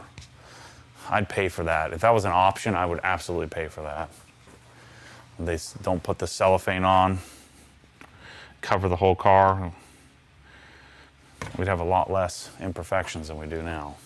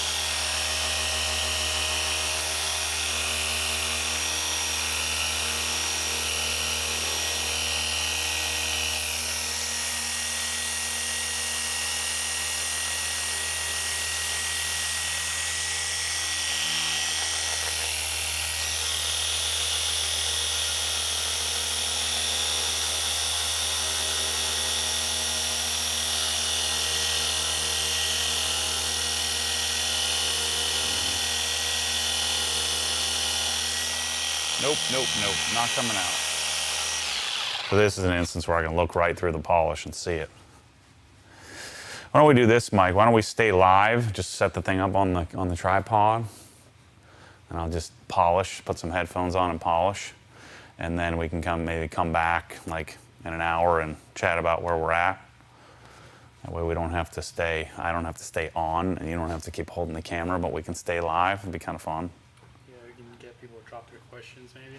Yeah, so stack up some questions for us, and we'll stay live here for you. And then maybe we'll drop in some product sales hints of what you should be buying while in the middle of that. And so I'll polish this. I'll polish the fender. I'll start finish polishing. So what I'll probably do is maybe I'll finish polish the whole perimeter, and then we'll come back, in an hour or two, and I'll finish polish the hood on back live and answer questions. I think that could be kind of cool. So if you're really insane, you could sit here and watch me not talk to you and just watch me polish. So we'll kind of reposition the camera as I move around. So I'll see you in a little bit.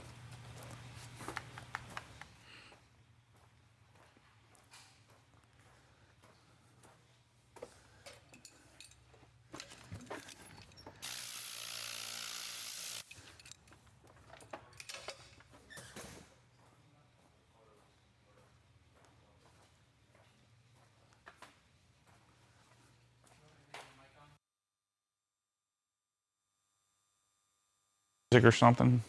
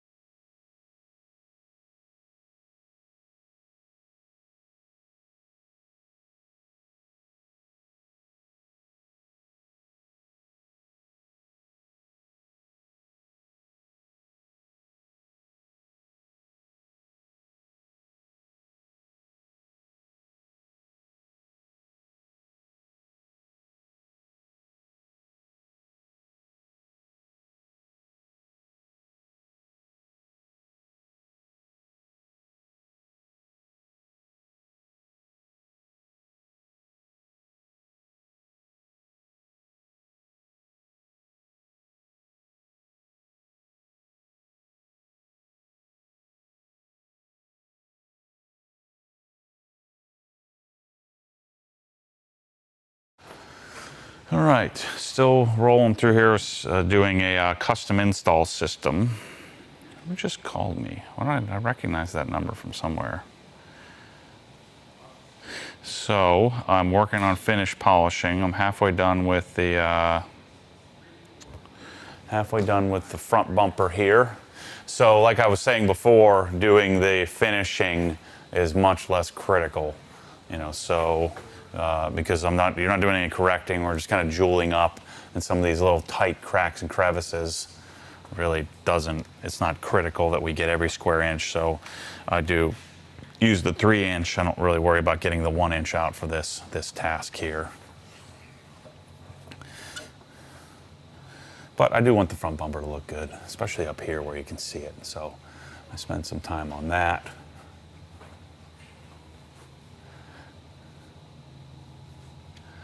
Again, we're not worried about the grille because the grille is going to be replaced. So I'm going to have to take the front bumper off. So I got to do this section here. Let me get my 3-inch. So on the 3-inch, you saw me, if you guys were crazy and watching me without talking, I'll scrub the pad quite a bit more and blow it out every once in a while, probably every 4 or 5 sets of passes. I'll blow out the pad. Now I will tell you, I'm going to work with the Rupes guys, but on the foam pad, this thing gets it loses its balance. So it starts to feel kind of grindy. It's because the foam pad starts to develop unequal weight distribution inside of it.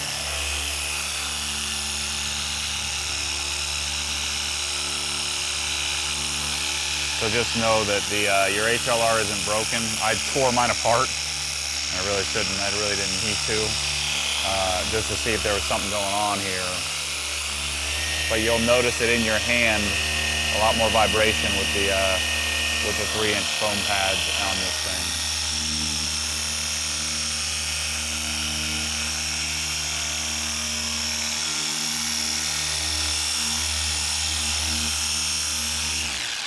And again, we're using Perfect Finish. So you can see the Perfect Finish starts to build up a little bit here. And if I just scrub it, it just kind of keeps the pores of the pad open. And when I'm doing the front bumper, I always like to kind of tamp down the product so I don't fling it everywhere.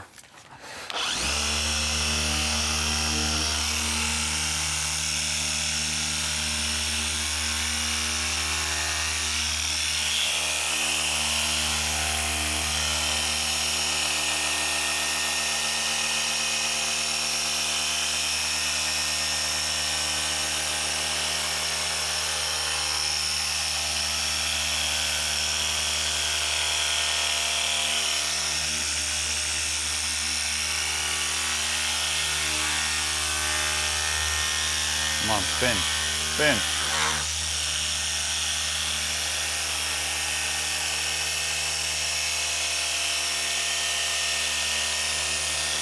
This is all one of the magic, the nice part about Jess car is that if I do, like if I don't get up in here or get the 1-inch and get all that and try to finish it down with the finishing polish, it really doesn't matter as much because the Jess car, even though I did polish this with the 1-inch, the Jess car finished so nicely anyway that those little tight areas, I mean, everybody draws the line. You have to draw the line somewhere because you could sit here with a darn toothbrush scrubbing on this car forever just for it to get dirty as soon as it rains the first time in Florida, as soon as you drive out of the garage. So you could say I'm cheaping out here. I'm not truly obsessed, but you got to draw the line somewhere. And I'm just sharing with you where I draw the line. My line just happens to be a little further along than most people, but not as far as a fraction of the population. But look how good this thing looks, man. It's purple. Wait till we do the hood, man. It looks like a completely different car compared to what it looked like before. It's one of those things you're like, anybody who walked in here would say, well, what could you possibly do better, until you see it better and you're like, oh, okay, I get it.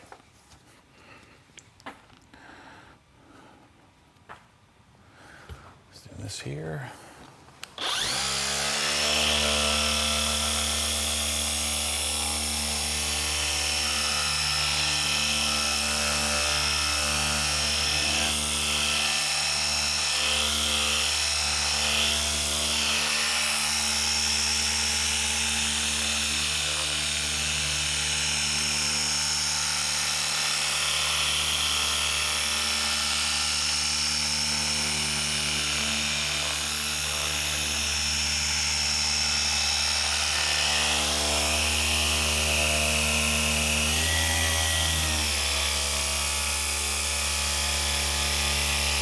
Telling you, this thing doesn't like the foam pad very much.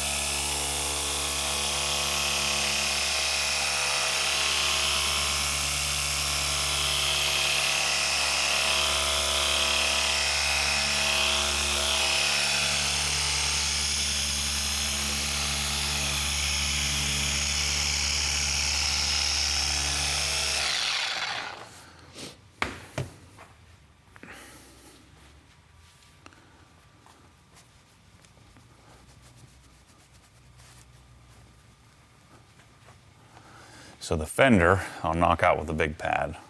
Saves me a lot of time and energy here. So we'll use the 5-inch.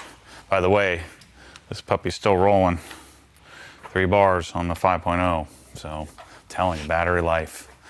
The battery capacity and the battery life is really good with these machines.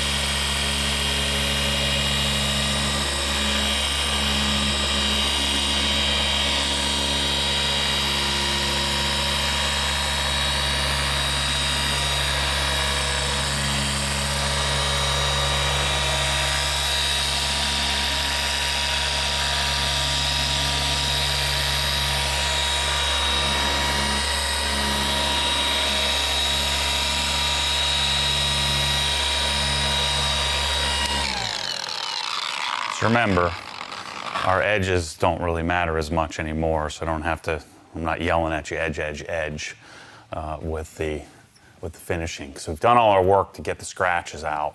Now we're just shining it up, glossing it up, whatever word you want to use, whatever term.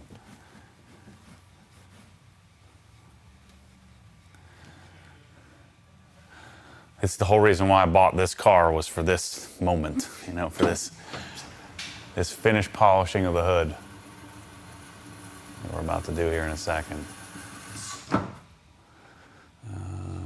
Let's see, let's do this.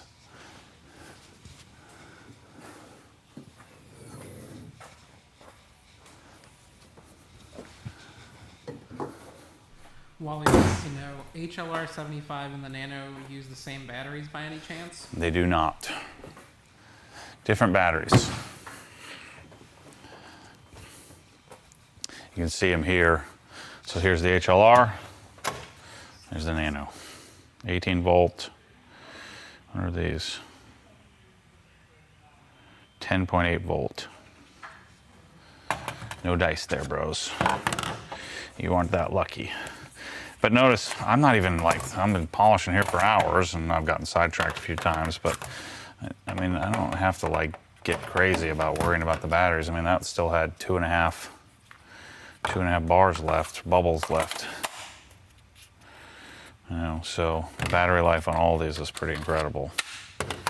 And you know, when you're polishing, you're not sitting here polishing for an hour straight. You're stopping, you're blowing out your pads, you're getting more polish, you're wiping panels off. So it's not like you're sitting here with the polisher parked on the panel for 3 hours straight.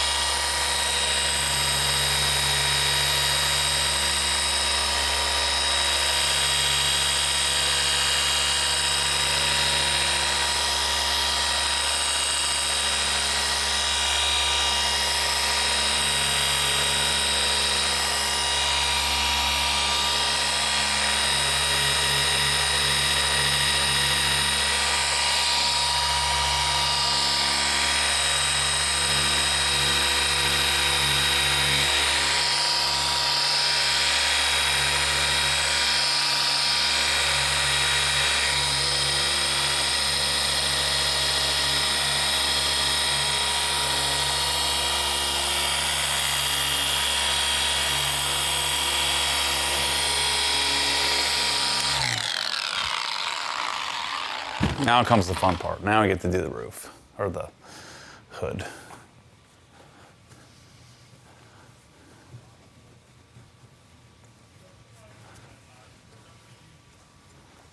Dawson wants to know if Matt takes any interest in Audis nowadays. Would you ever build an OG spec one?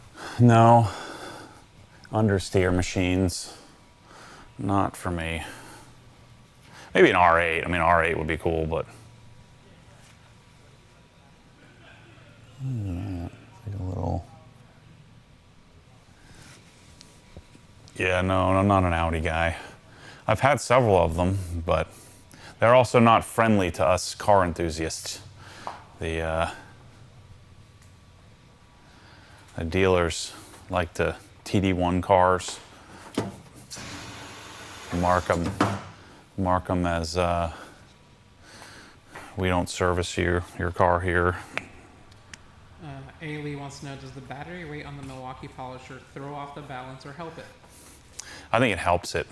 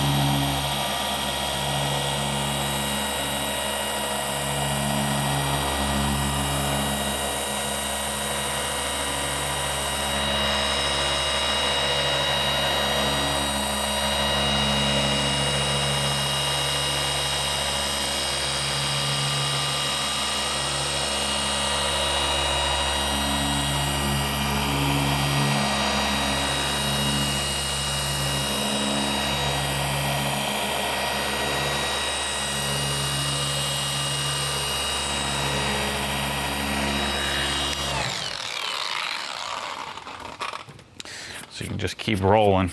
finishing polish takes a lot less time. I'll blow this out after this set of passes here. Notice I'm doing a much bigger area too.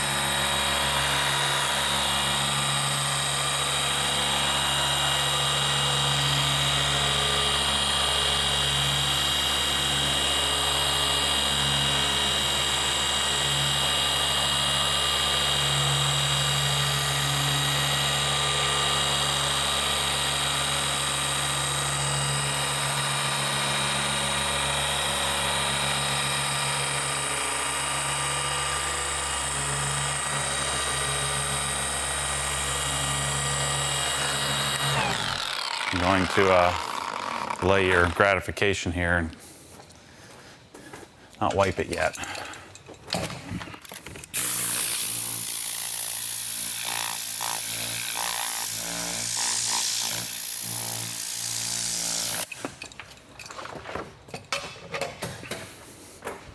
So I'm still on my first pad here. This pad's good still. There's no real exact science on when you swap pads. You just kind of feel it.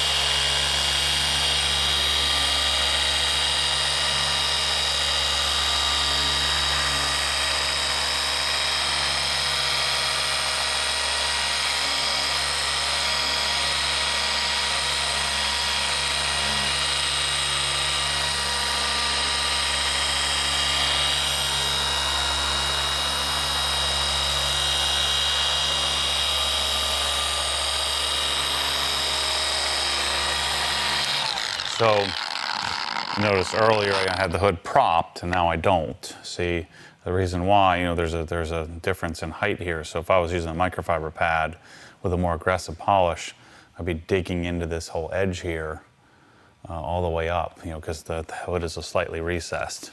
So with the finishing, less aggressive cutting, if any cutting, and the fact that this, yeah, the pad's about ready to switch. The, oh shoot, I sprayed it with that stupid, I sprayed my cabinets, I'm going to have to clean that up. But the foam pad won't dig in as much as the other wood, microfiber wood.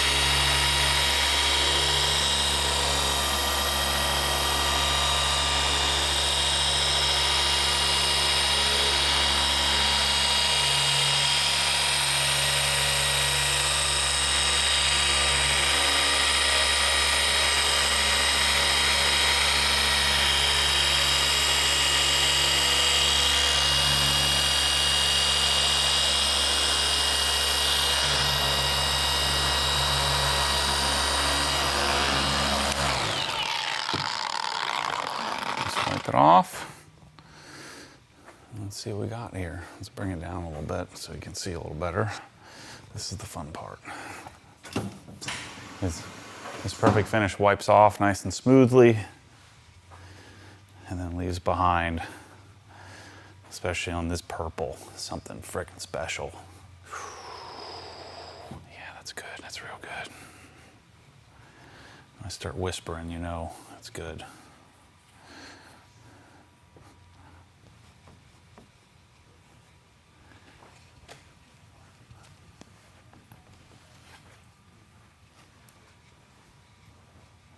What do you think, bros? Is that acceptable? We're going to cover it up with PPF. Yeah, that's real nice. Ryan wants to know, do you have another bottle of XOV5 for this or any leftover? I do not. No XOV5. Gonna have to use a stinky old V4.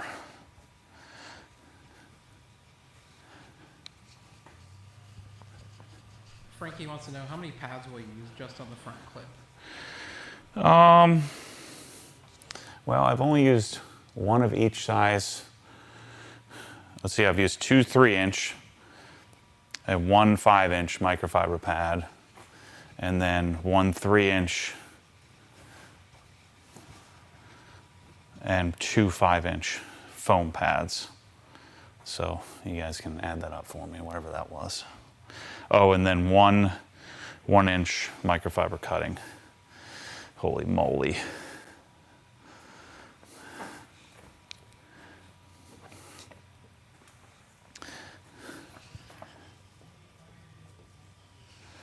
Looks pretty sharp there.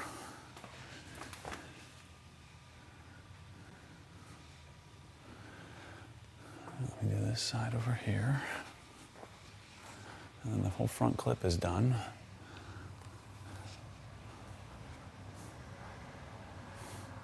But you can see how much quicker the finishing goes than the compounding. And this one was just a single pass compound because it's a new car. All right, so let's swap the pad. Let's prime a new one.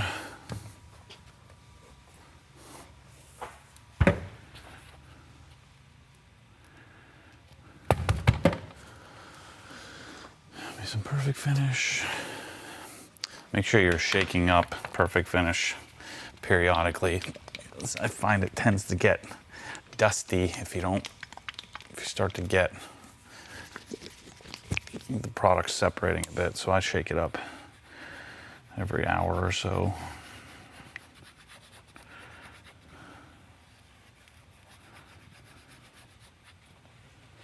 The other reason, so I probably would be finishing the front clip with that 5-inch pad, but I actually used that pad last night on the trunk when I was testing to see what to do, my test spot. And then I wet it a little bit with some rinseless wash on N914. So that's why I'm swapping it a little bit more, but normally I'd probably only use 1 5-inch pad on the front clip. AT wants to know, is the Adro front bumper for the G80 confirmed? Is it what? Confirmed. Yeah, I mean, they're making them, but I don't know if I want it. Not confirmed for me. I doubt it.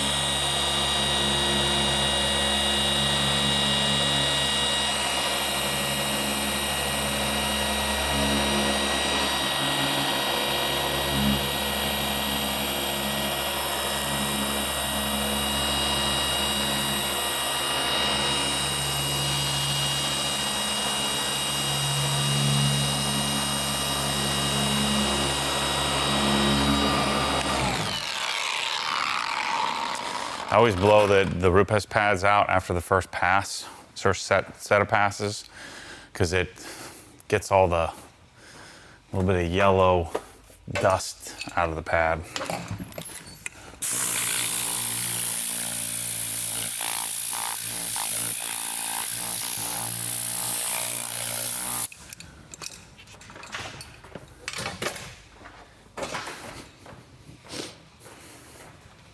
This pad looks like that.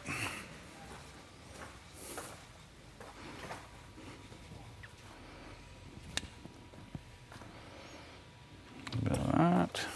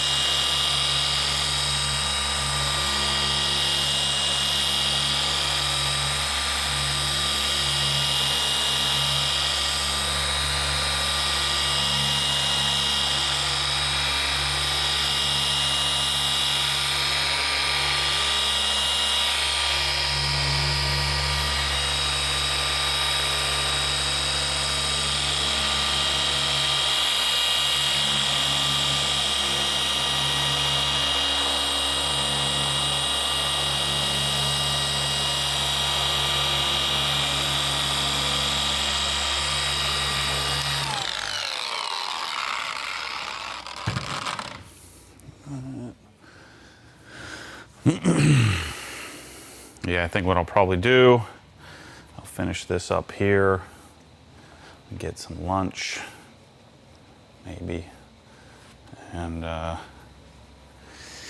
probably start on the roof. I'm gonna try to pull a late night tonight and do most of the car. What if we did this? What if we came back this afternoon? What do you think? Come back and do a status update on the polishing.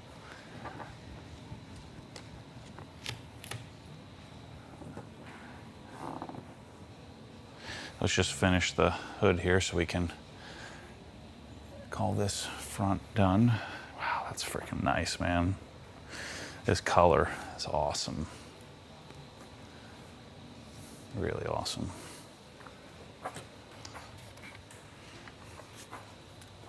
Bert says, my truck was coated at a shop and it's time to redo it, so gonna do it myself. One stage correction with Sonax finish and yellow Rupes pad to be sufficient in removing the coating and polishing it? Nope, you're gonna have to microfiber it, almost guaranteed. Now you won't have to, hopefully you won't have to do a whole lot of correcting, you're just really removing, so you're gonna have to do 2 steps. You can try it, but you'll be able to see it. You'll be able to see kind of the haze of the, like let's say that this section here was coated and that section was polished. You'd be able to see kind of like a line of the haze we had before. You'd be able to see it coming off, but perfect finish probably isn't going to do it.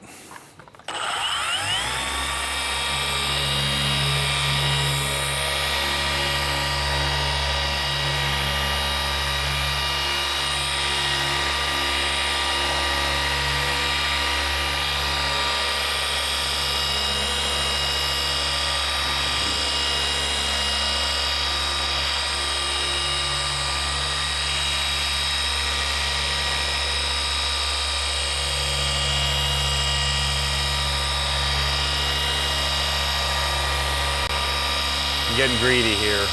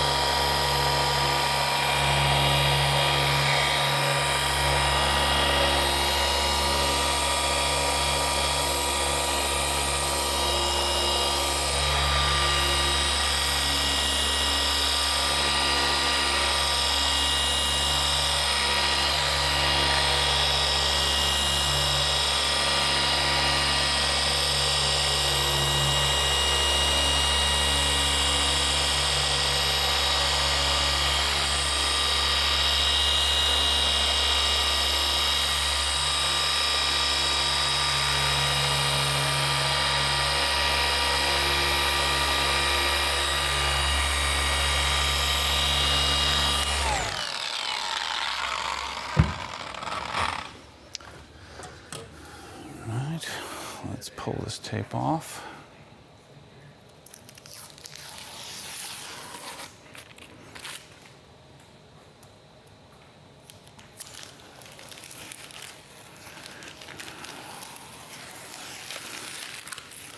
You could certainly just tape the areas of the headlight that you might hit, but I just find it easier to just tape the whole darn thing.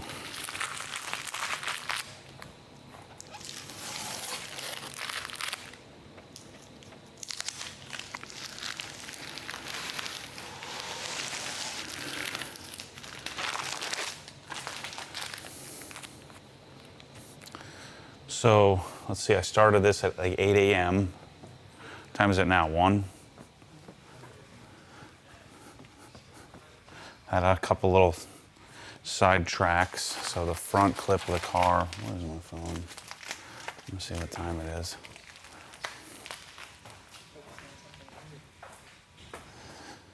Yeah, 1 o'clock. So let's take 20 minutes off for the audio system I was designing. So probably more like 45 minutes between. I was answering some emails earlier too. So just say 4 hours. So 4 hours to do the front clip here. And then probably something similar to the middle section of the car, and then similar for the rear section of the car. So I still have another 8 hours or so to go, 8 to 10 hours of polishing to get it to look like this. That's pretty darn good. Look at that.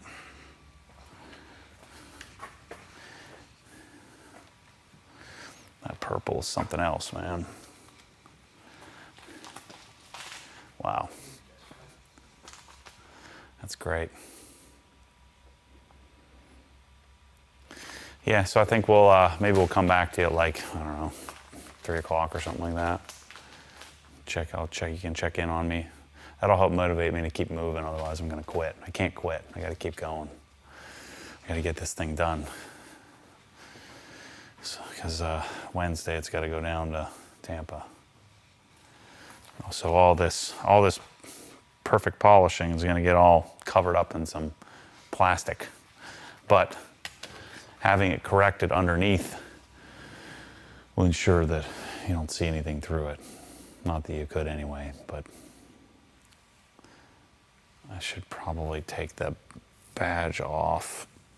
Let me check my I&D box to see if I got any badges from them. So yeah, we'll see you guys, I'll see you maybe later this afternoon, maybe not. We'll see how I'm feeling. But thanks for watching. See you soon.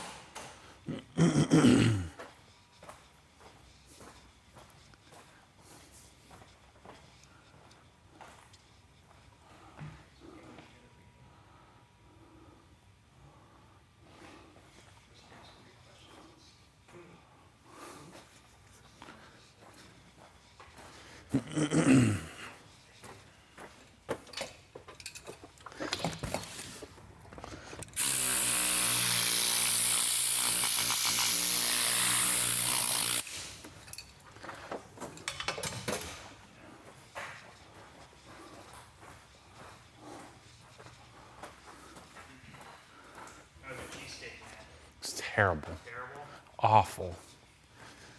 Worst ever. There's some really scrumptious smelling fries in this area over here. It's freaking gross.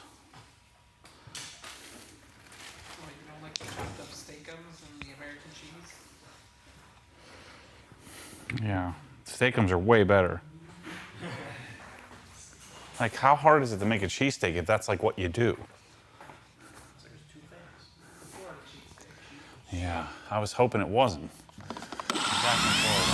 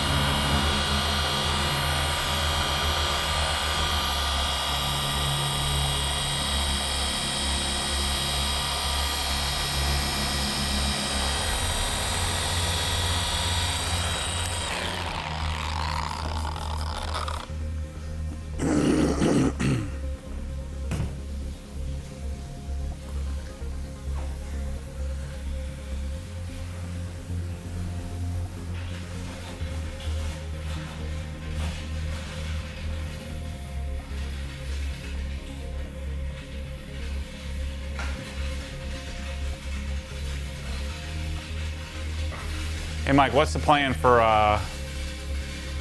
the PPF business? Are you gonna just take your car in the trailer? To get back here, Yeah. I like waffles. Oh. Yeah, I don't know. You've had listed as Waba and I going up there tomorrow. Yeah. Or Wednesday. So I would just ride back with him. Yeah, get there. The Ryan said you could leave the trailer there. Yeah. Yeah. Yeah, double check to make sure.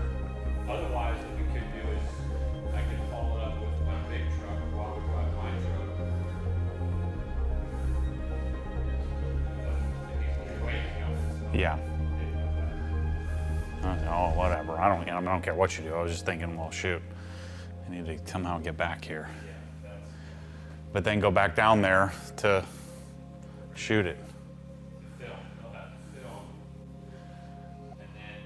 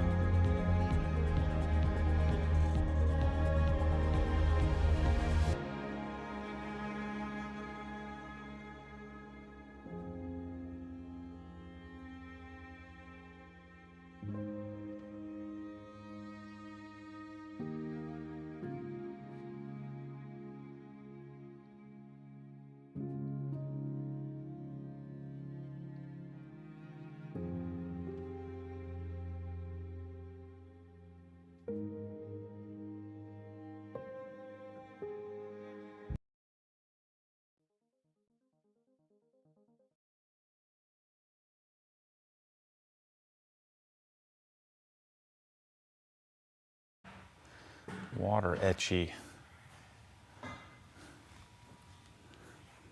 That makes me want to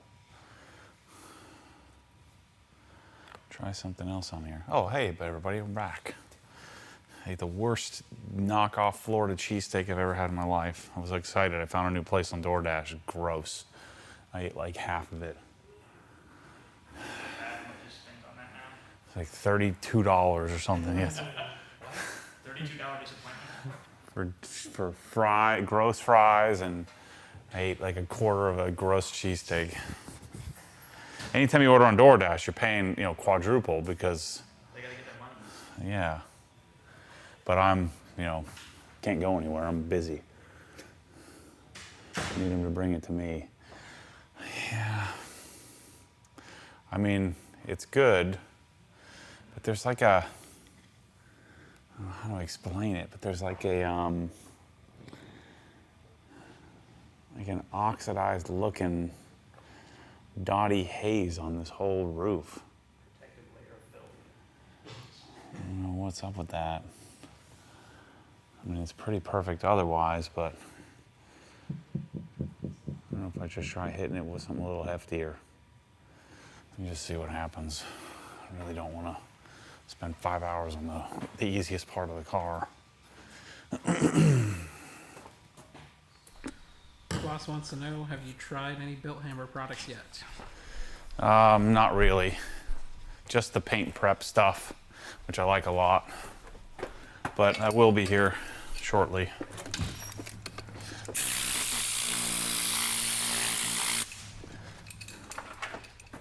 Constantine says, when can we expect the deionizer to be ready for pre-order? I probably think sometime April, May-ish, maybe. We'll see. We got a lot of testing and prototyping to do. Cannon wants to know, is the idea of a Raptor R tempting, or is 150K a deal breaker? Yeah, no way. Not even considering it. So much money. Not interested. All right, let's see if this does anything.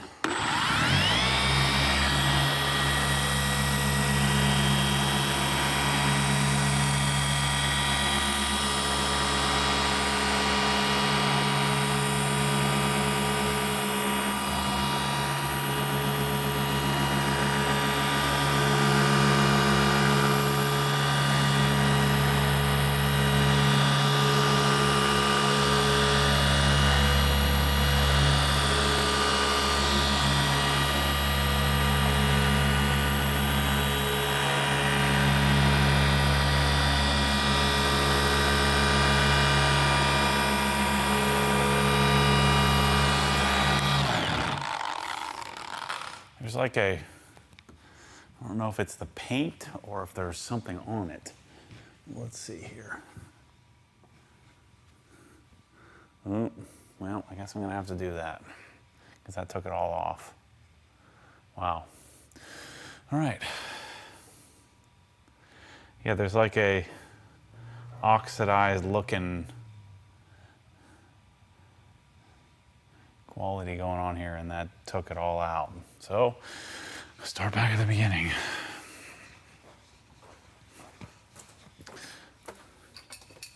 I don't even know if I have enough polish left to do this.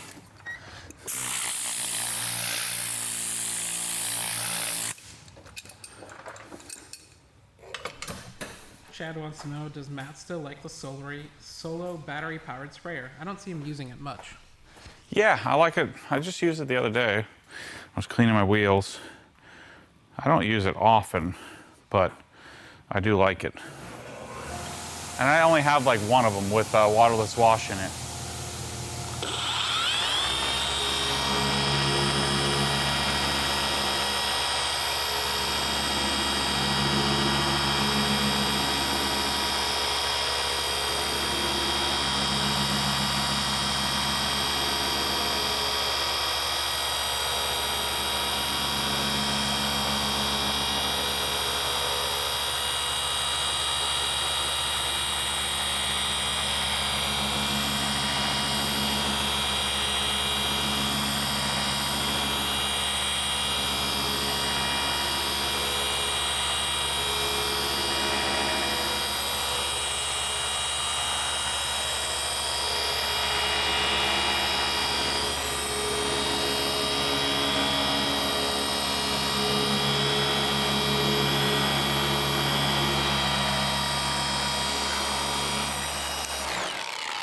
There's just a couple of passes we'll get down that.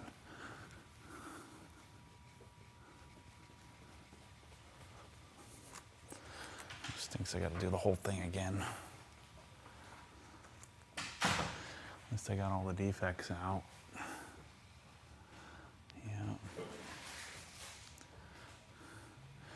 Yeah, so there's just like little oxidation spots all over the whole roof that the Just car didn't have quite enough bite to get out.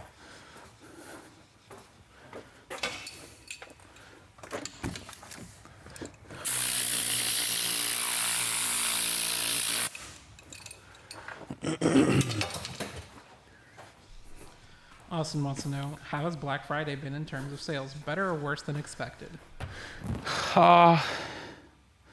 It's pretty good. I mean, we're close to beating last year. I was hoping to blow last year out of the water, but I wasn't really expecting to blow it out of the water. So we're doing pretty well.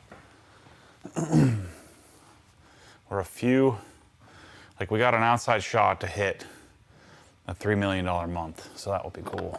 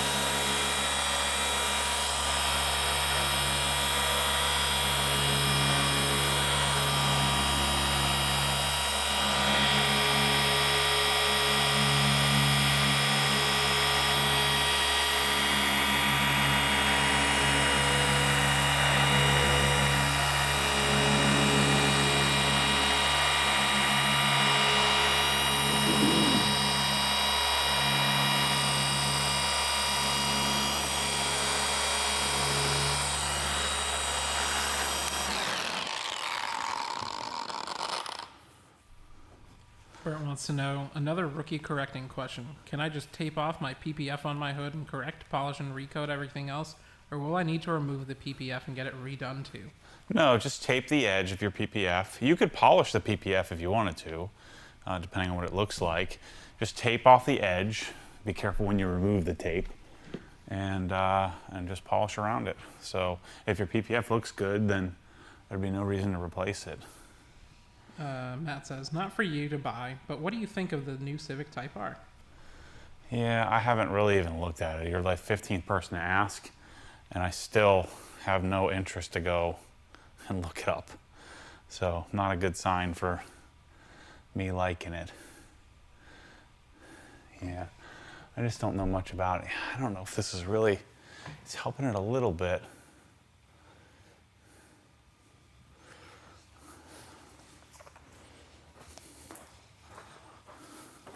I just can't believe like how much work I have to do on this brand new car. This is crazy.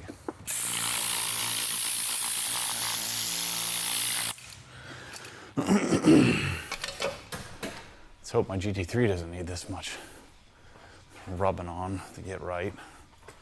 Hayden wants to know, what's your favorite car you've ever owned and your favorite OG product? Favorite car is my E92, the one I currently have. Let me think about the favorite product here while I polish this section.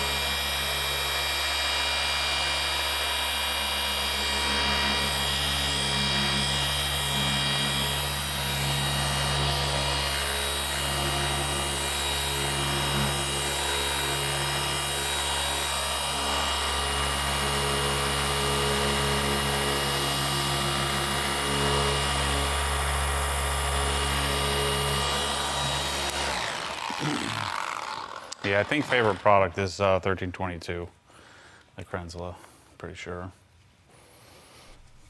You're gonna be ready for Wednesday morning? Like, he wants it there Wednesday at 10. Yeah. Ready to go? Yep. Okay. I might finish it frickin' tonight, so. Oh, really? Okay. All right. No worries then. I was Yeah, gonna say, yeah, If you need help, let me know. I'll stay late. I'll definitely have it ready, yeah. Okay. Also, how's the 5.0 holding up right now? The what? The 5.0 battery? I switched it, but the one thing I did notice with the 5.0 battery is that it did start to fade a bit toward the end of its charge. But I mean, it lasted for a couple hours. So you'd still recommend the 6.0? Yeah, you definitely want the 6.0, but the 5.0 certainly works. So if you did buy tool only, just to hold you over for a little while, it's just like.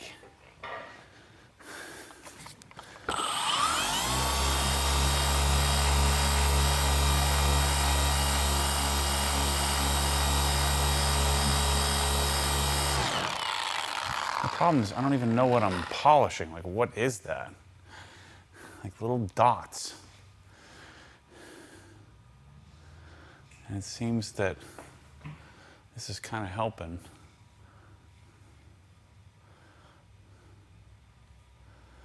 I mean, it's going to be covered with PPF, but I want it to look good underneath there.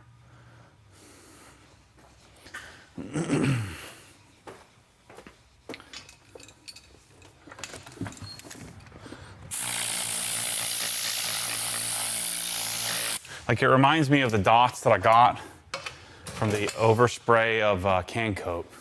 It's like little billions of little flecks all over the surface.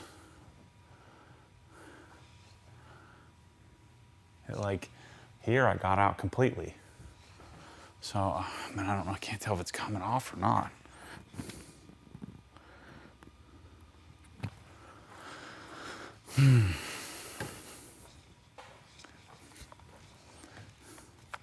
I'll flip this light around so I can see what I'm doing on this side now.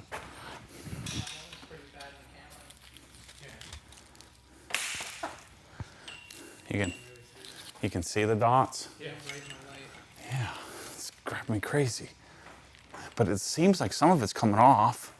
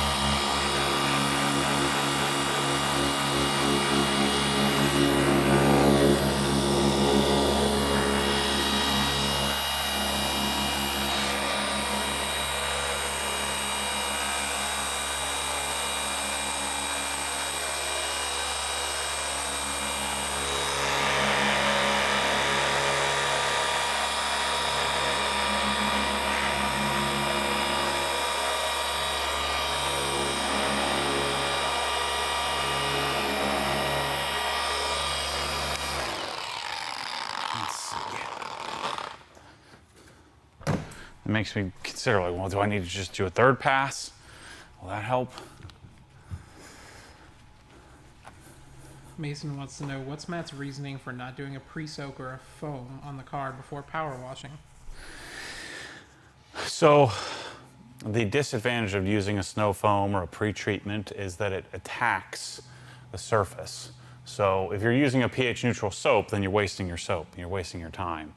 Because the pH neutral soap, it may have a surfactant in there, but generally doesn't have detergents that are strong enough. You need some alkalinity or some acidity, so you need to come outside the pH neutral range, which then is going to attack your coating or your wax or your sealant or whatever else you have on the surface. So when you're making that choice, now I've been watching a lot of John from the Forensic Detailing channel, and his philosophy is the complete opposite of mine, which makes me think, you know, he says, I would rather attack my coating or sealant because that's easy to reapply and have to do less damage to the clear coat, right? So if I can get more dirt off the surface, I have less chance of scratching, which means that I'll just put on an extra layer of coating later, you know, which it makes me think. So I'm going to start using some of the Bilthamber stuff, the pre-treatment stuff, see if I like it, and maybe my philosophy changes. I don't know. But I've always wanted, and you know, my way hasn't. It's not like it doesn't work. I mean, my cars always look pretty darn flawless. So, you know, I don't know that my way is wrong. It's just a question of there's trade-offs when you're making these choices. You know, do I want to attack my coating, my topper? Do I want to just not worry about that and add to it more often? Or, you know, do I want to try to preserve that as much as possible? Because the flip side of that is if I attack and wear down my top coating, my top layers, then I will have the chance of, you know, scratching up the surface later on as it's starting to fail if I don't catch it properly. So you could go on a pros and cons, you know, tirade, or you know, you could be back and forth on that. I think ultimately somebody just has to decide. You just have to make a choice.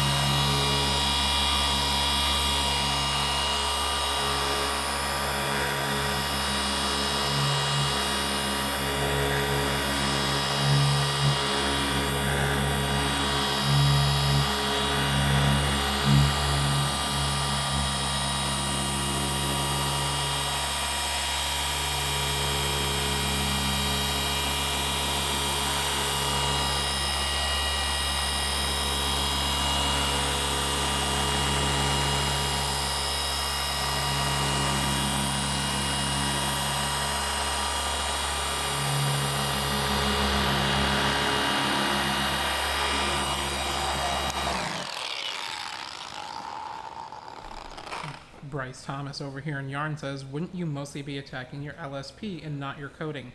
That's why we always use drying aid? Yeah, but I think it's going to blow through that too. You know, if you have something that's doing a really good job of you know, cleaning and lifting dirt, I think it's going to go right through your top layer and into your second. But I mean, there's only one way to find out. I got to start doing it. I got to start trying it. This really is making a pretty big difference, isn't it? Makes me want to do a third pass and get it 100%. Yeah, it looks much better on camera. And then Chris M follows up with, Matt, here in the UK, our roads have a lot more oil-based dirt than Florida. Whatever that is. How do you know? Dirt is dirt. I mean, you have a protection layer on your car, you get dirt on it, you wash the dirt off. I just don't buy that. Our dirt is just as dirty as your dirt is. It's the same dirt.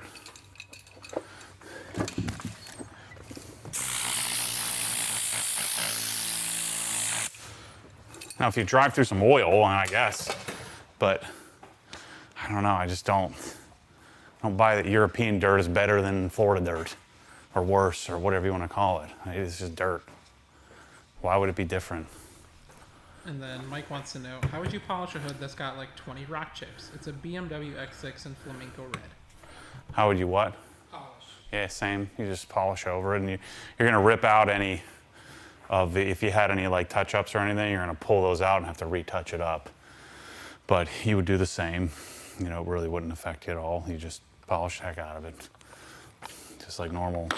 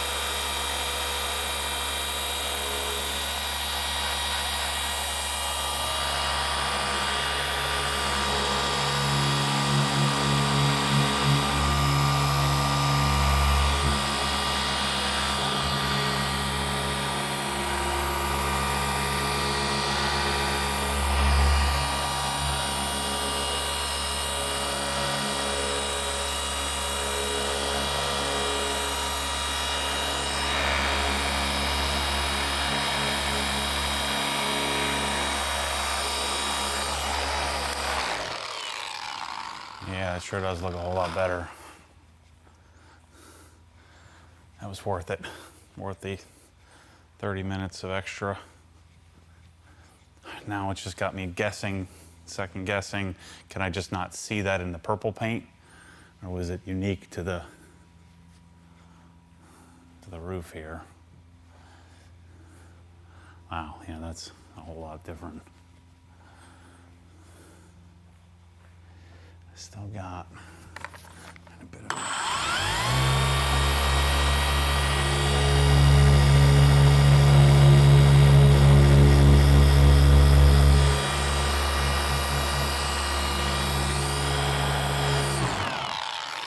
Oops. Dan Pfeiffer says, no cleaning chemicals will degrade a coating per Dave Phillips. Per Matt Mormon, it will. And then Steve Westwood says, it's not different dirt in the UK. It's better dirt. We just have wetter weather. Our cars get more dirtier than Florida with the warm weather. I don't think he realized that it rains here every day in the summer. Yeah, what do you think? Has he never been to Florida? I guess not. Yeah. And then Alex Roman says, Matt, I just want to say thank you for all the value you provide. I always honor the source and give you credit for making my washing and detailing process as best as it can be. Awesome. Thanks, man. Appreciate that. Yeah, I think, I still think dirt is dirt. More dirt means more dirty. Less dirt means less dirty. Now, you might have more dirt because you're driving off road or something. I don't know, but dirt is dirt. Sand is sand. Red dirt is redder. Brown dirt is browner. It's still dirt. It's not special. And I'm an American. We do everything better than the UK. And I don't think our dirt is better than your dirt. So I'm just messing with them.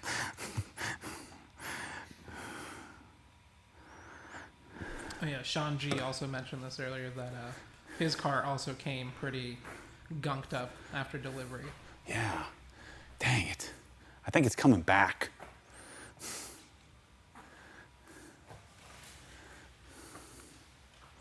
I do not like this.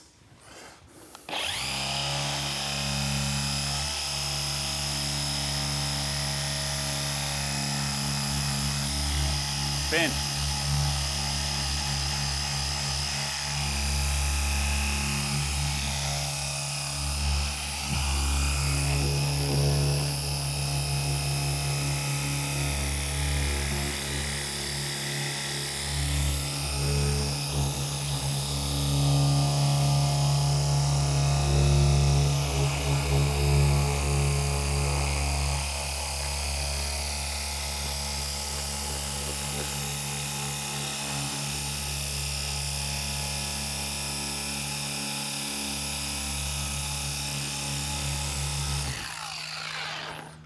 not like the look of this. It looks a lot better. I don't want better, I want best. I want perfect.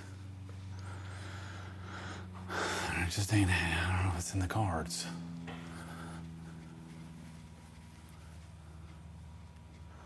I liked it better when I was talking earlier about how you start to see things better. Well, sometimes that's worse.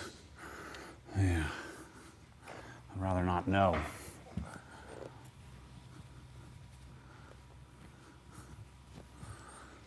I'm so disappointed in that gross Florida cheesesteak.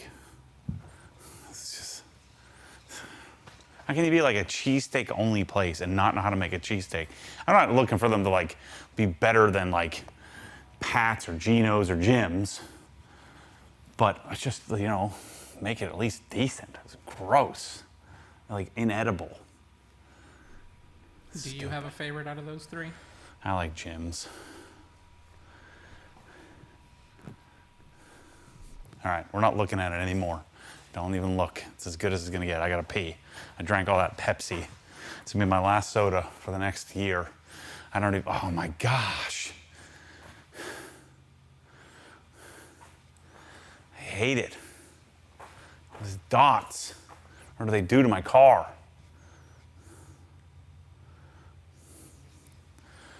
Maybe the kid was spraying can coat in the wash bay of the delivery center.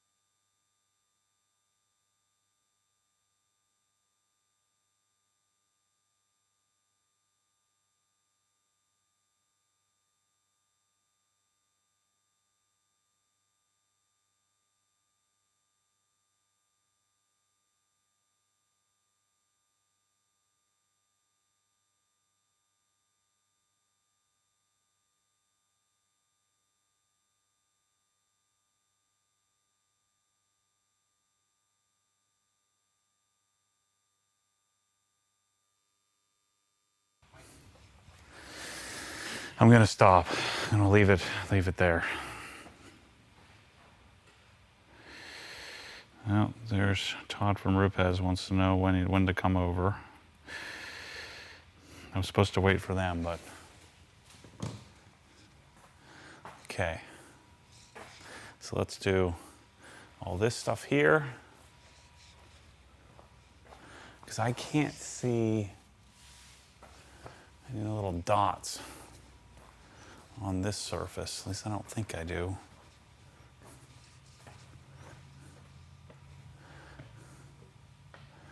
Let's not find them. How's that sound? Let's just pretend everything's good. Okay, let's blow this off, go back to Jess' car. I'm commingling some polishes here.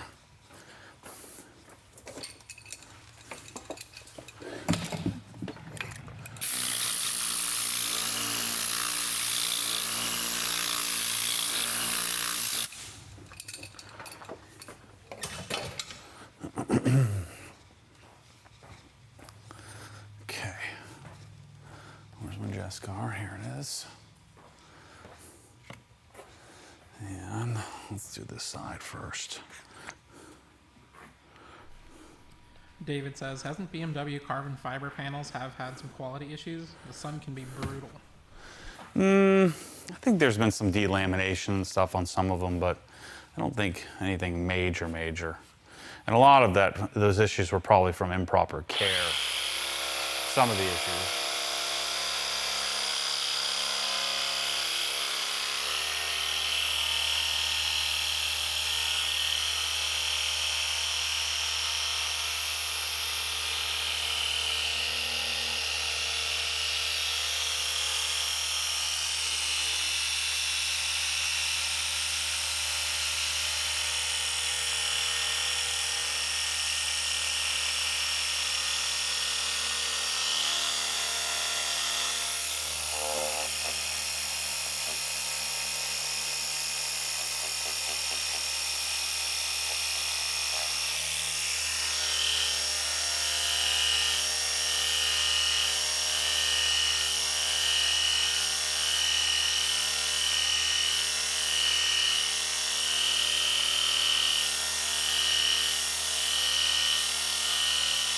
I love this polisher so much. It's so good.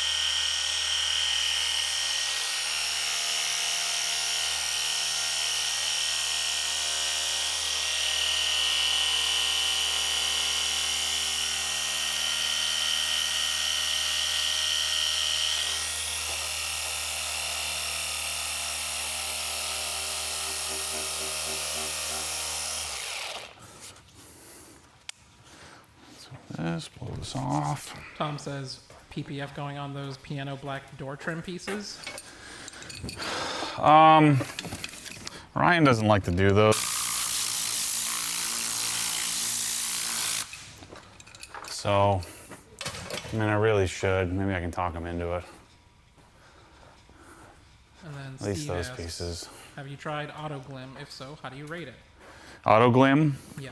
I think Auto Glim is like cheap European. What Auto Glim product I had? I think they had their wheel cleaner years ago, but not many of them. Isn't Auto Glim like at all the auto parts stores and all that stuff in Europe? I think Sonex is too, though.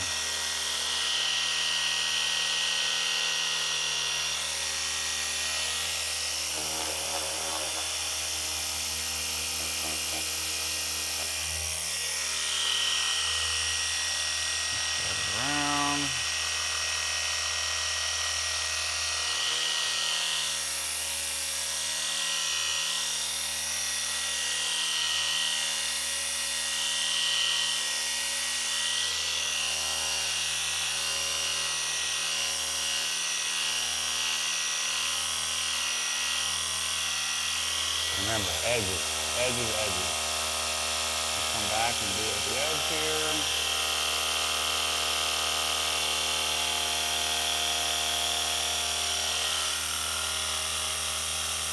I can move a little bit quicker because I'm dealing with a 3-inch polisher that's pretty aggressive. With a 12mm orbit.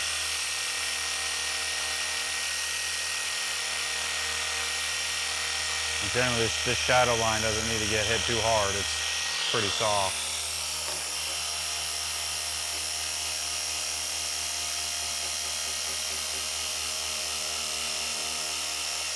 We treated this in 1, 2, 3 sections here.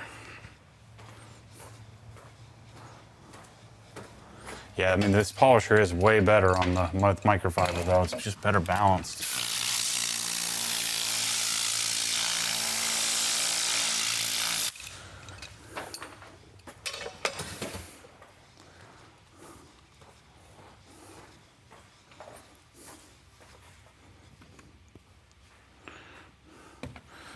rolling here.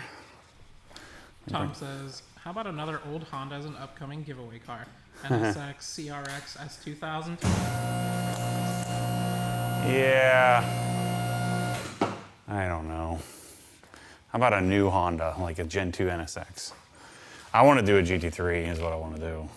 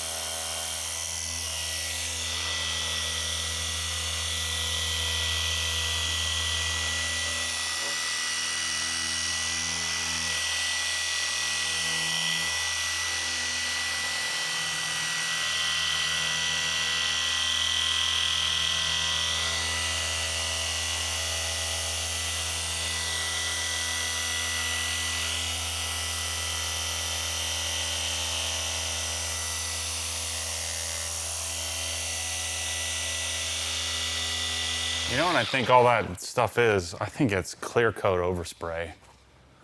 That's what I think that was.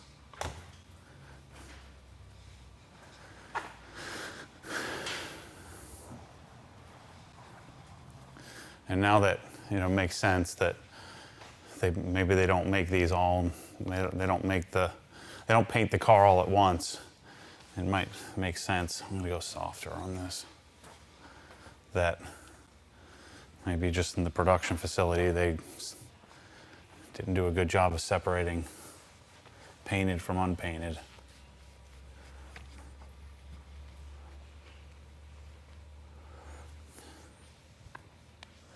But it doesn't feel rough though. That's the weird part. Tom says the NSX giveaway would be sick. And Bass says, I'm more excited for a G80 giveaway. Yeah. We'll see how this times out, and we'll see how this car does, like being used in the mountains, how I think it'll stay really nice. I think people are going to take really good care of it. I mean, just look at the cars at like the Performance Delivery Center. They're getting destroyed every day. This is not going to be anywhere near beat up, anywhere near as bad as those cars are, and they hold up. So I'm thinking it could be giveaway quality, you know, in a year or so. We'll see. I can only really fit 2 giveaways a year into the schedule. 2 car giveaways a year. So I really would like to do a garage giveaway here soon.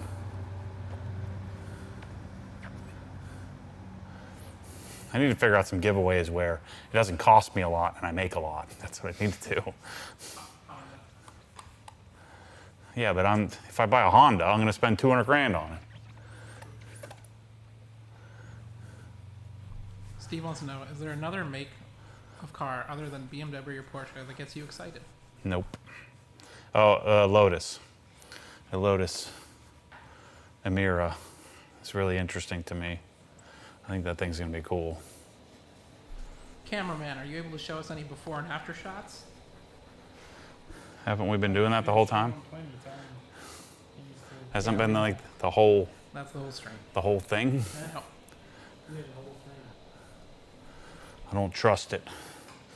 He doesn't really know what he's doing.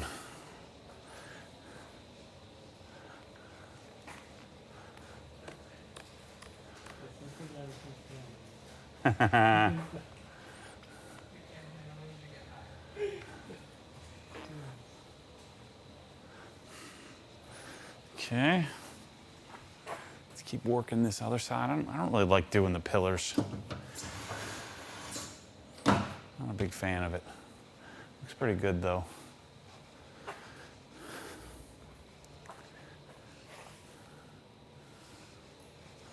These mirrors.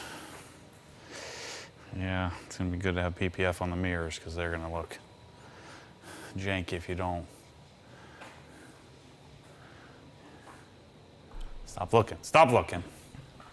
Randy wants to know, for the CR Spotless, do you sell replacement parts? My cartridge centering rings both cracked and need to be replaced. A stainless or aluminum OG grade upgrade ring would be great. Yeah, I mean, you'd probably get it much quicker if you ordered it from them, but we could certainly get it for you. I don't stock it. If you shoot an email to support@obsessgarage.com, they can get it for you. It just takes a little bit of time to get it done. Let's see where we're at here. You guys have, it's 3 o'clock. Let's see. I'm going to talk to John at Soul about exhaust. I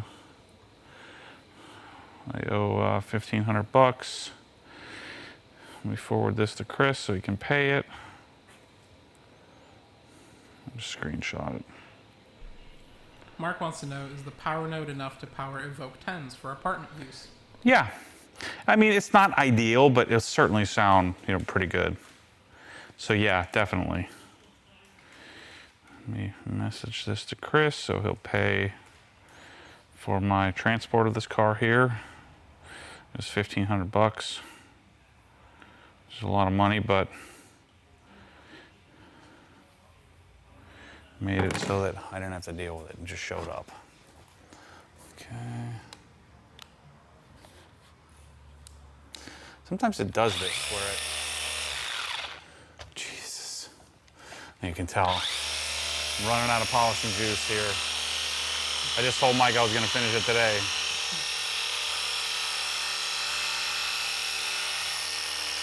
What the heck? Got it frickin' everywhere.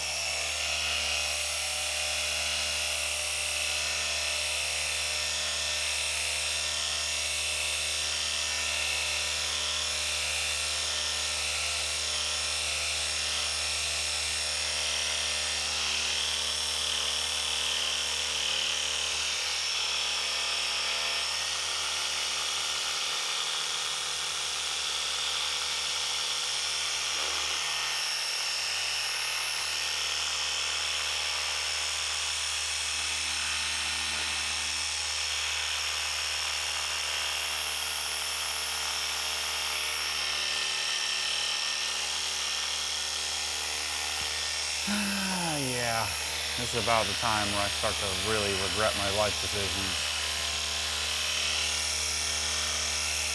It usually hits me like a brick wall. If something stupid like that happens, and I'm like, why am I doing this? And then at the end of it, I'm like, oh my gosh, I'm so glad I did this.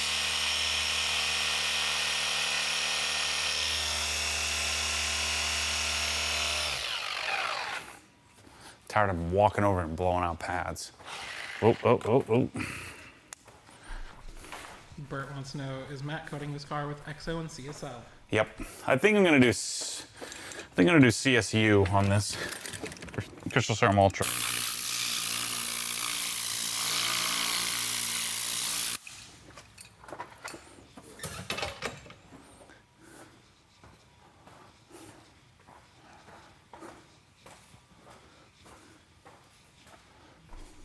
Scott says, have you checked out Centec for vacuum hoses and the accessories? Somebody sent me, a bunch of people have sent me some stuff, but no, I haven't. Haven't checked much out yet. Where's that from?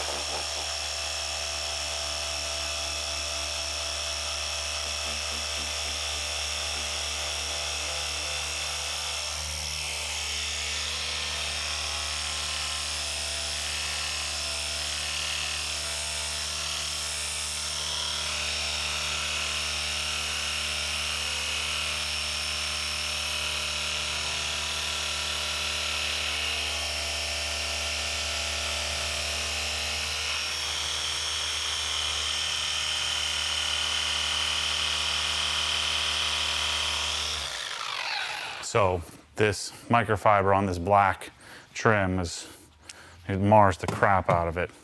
And then we'll come back and finish it with the, what am I doing? I need to finish this part, shoot. It's usually pretty motivating once you get the roof and the pillars, the ABC pillars done, then I can move on to do the trunk area. I've already done the trunk, the top of the trunk, but I need to work on the back, the trunk lid, which would remove the emblem, so we're going to require some work there to get that corrected out. Yeah, they put the emblems on super early, so there's usually an indentation of the M3 logo that's kind of hard to get completely out, so we'll see how it does. And then also, from this point forward, I do all of the compounding, and like I won't do finishing, I'll do all the finishing at once. So, like where I did the full compounding and finishing on the front, I'm going to, in this phase, the rest of the car, I'll just do all the compounding and then all the finishing for the rest of the car.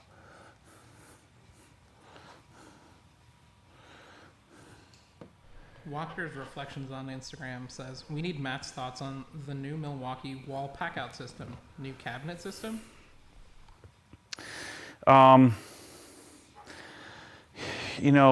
Pack-out. I like the idea of pack-out, but it requires like some serious obsession to figure it out. And I haven't loved it enough to chase it. Like there's a lot you can do with it, but I feel like I don't have enough bandwidth in my brain to really chase that as hard as I would. Like requires like a sole focus to do all the pack out stuff. So I'm not sure how that fits in and when it does. It's kind of bothering me that I can't tell. Stop looking, just keep polishing. Steve says, will you wash the car after to get any residue? No. I used to, but it's pain to do it that way. So I don't, especially with the new polishes don't dust as much. I don't find the need to wash it generally. Now if I was using like M101 or something like that, M100, there'd be dust everywhere, then it would be easier to just go and rinse it off. But you want to try to avoid washing it if you can. So I don't wash it anymore.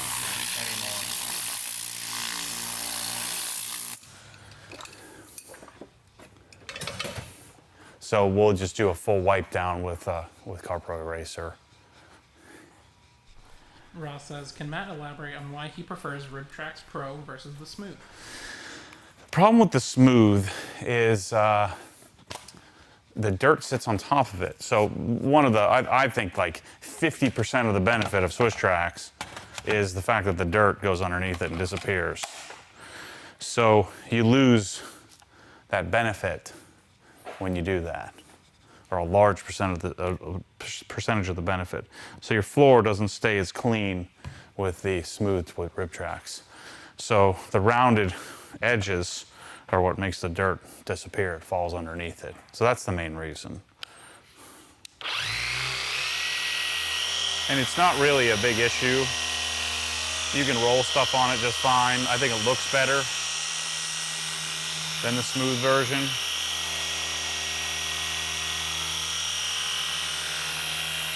So that's my rationale behind that.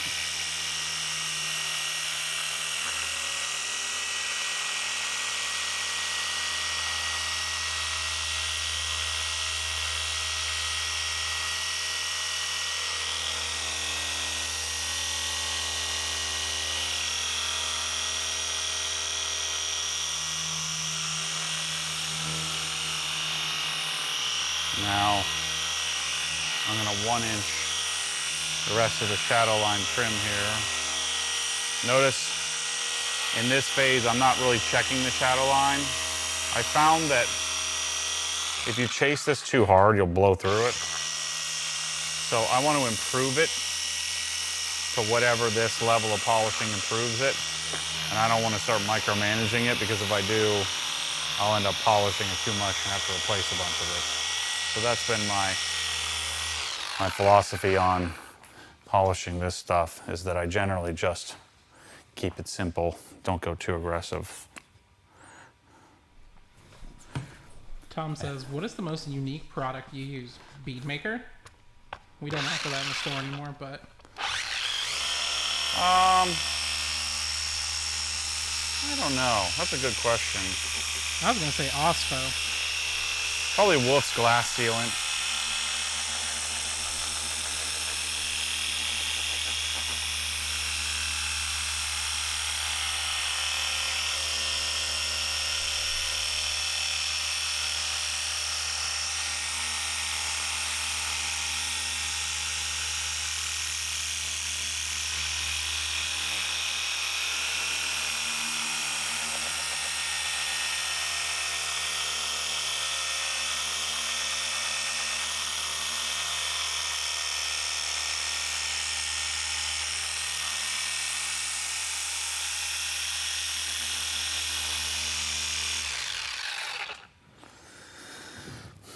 Let's just do this here.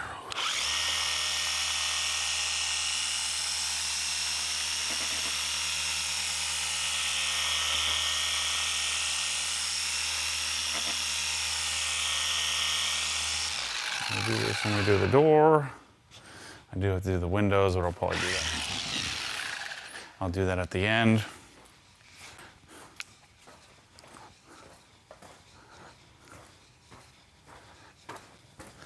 Let's see, blow this thing out.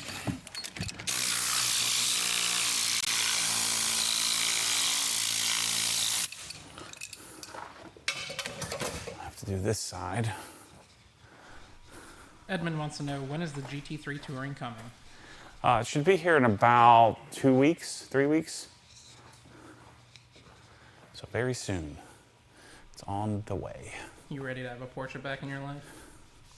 Yeah, I think so. I'd like to have one, even if it's just sitting there. Just to feel like I'm not a poser anymore, you know? Not really a poser for anybody else, but a poser for myself. I'm way too selfish to care what anybody else thinks. So I feel unsuccessful because I don't have my GT3 anymore. I feel like I gave my success away.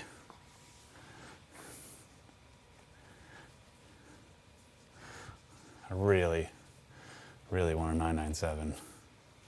There isn't a good one for sale right now. So once I'm ready and I have the money sitting in the bank account allocated for it after the E36 giveaway, hopefully, then I'll get real serious about looking for one.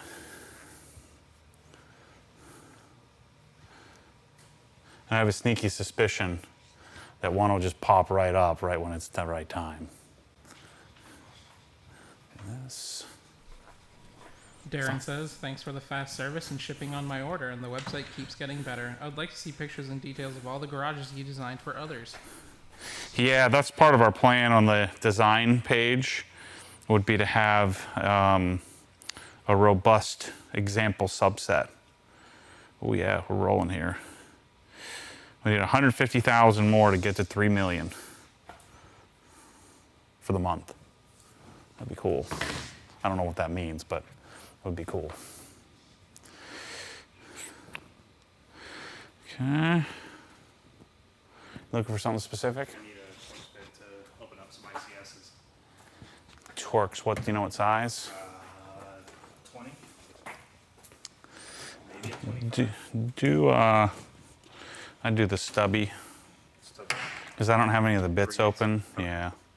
So there's 20, 25. It's definitely going to be a 25. Okay. 27 maybe? Maybe. Take those Just both. in case. Put those on the 3/8 stubby, and that'll be. Thank you, sir. Yep. I think I got that right there. Yep, right in the middle there. Bingo. Okay, let's do this. Yeah, see, looking at that black will hurt your heart.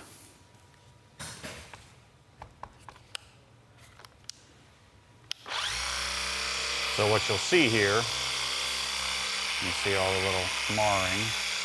what you're going to see here when this is done is it's going to be all marred up. So we're adding defects. And then we'll have to go take the defects. So we're removing heavier defects, adding smaller defects, and then we got to go take those defects away when we finish with foam.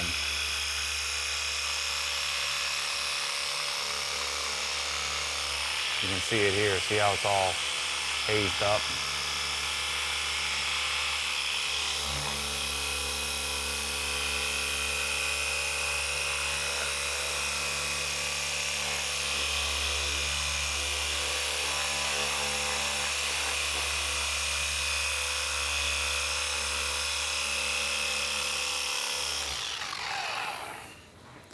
Let me do this one real quick. Oh, I got some polish right here. Let me grab that.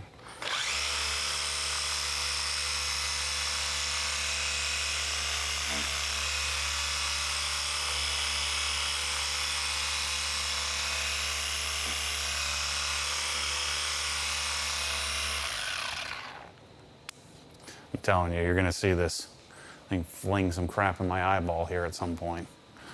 It's coming for me. Starting to get lackluster in my work here.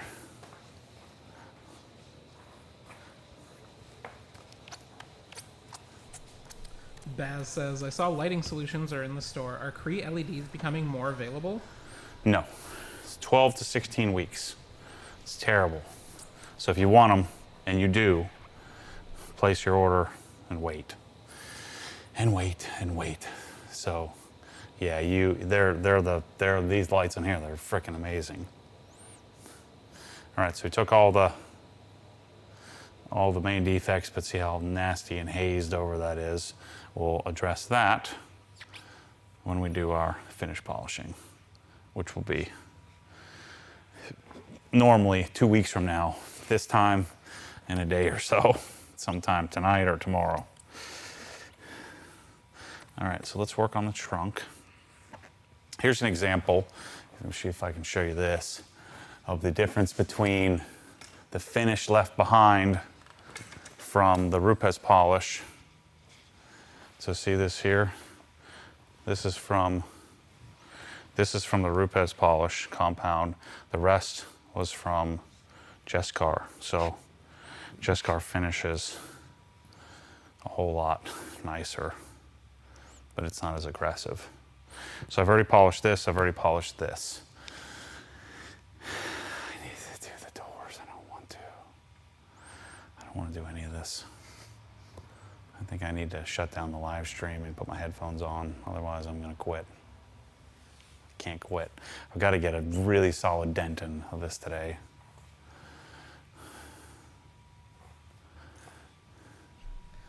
Gotta do the glass. The glass takes like 20 minutes. Just let's do the emblem area for you guys so you can see that, and then we'll adjourn for the evening, the afternoon. So the M3 badge was here. Bring this around. Let me bring this down a bit.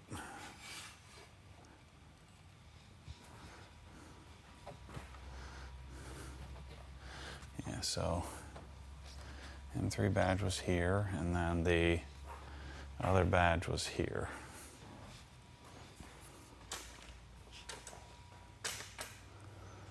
So, I wonder, should I just do the 5-incher? Even though this has power, I'm thinking it'll feel more stable if I do the trunk holder thingy. These things are great. I'm pretty sure Esoteric is still the only one that has these, but this is a kamikaze door hood and trunk pop. So you push it in there, and then you lock that on. Now we're nice and tight. So let's do our 3-inch here. before I do that, let's just 1-inch all this crap up here. So I'm gonna 1-inch rotary that.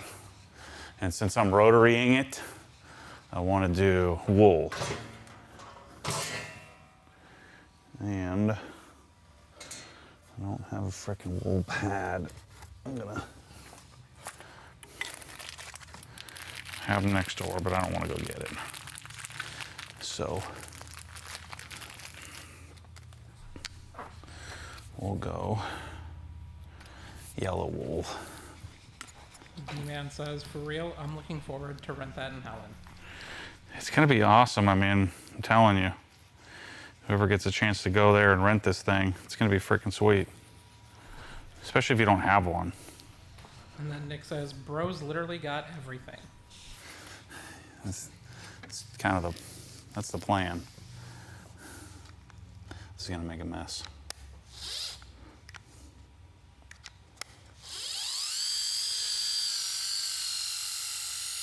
Huge mess. Spread it around. All right, so this is the short neck. You don't really need the short neck for this, but I like the short neck for rotarying. I feel like it a little easier to manage.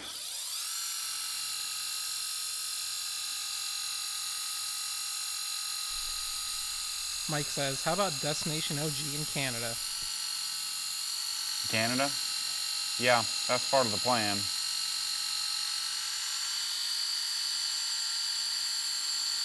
One somewhere on the East Coast and some somewhere in Alberta.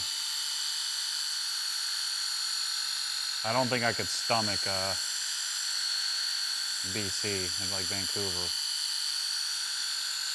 A little bit too freaking granola there for my taste. I've never even been there, but I just know it.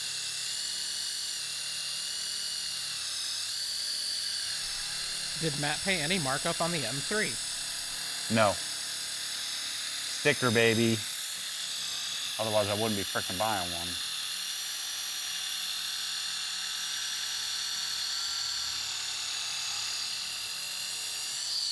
See, the advantage of rotary here is I can get right up against the edge and notice my backing plate is not smacking off of the adjacent surface.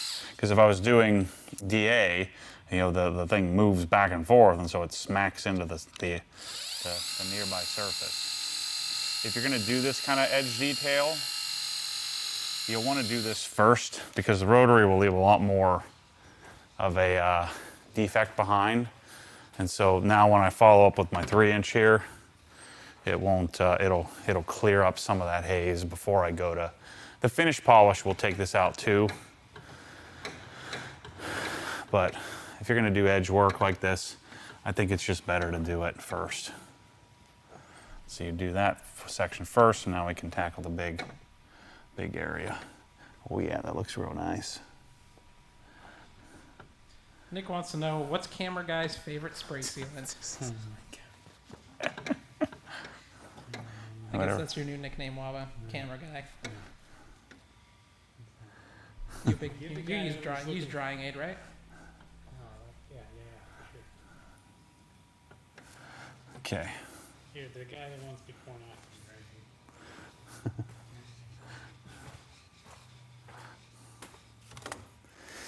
Yeah, new pad time.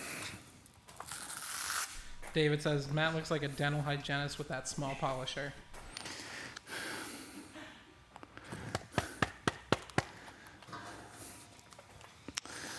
Okay.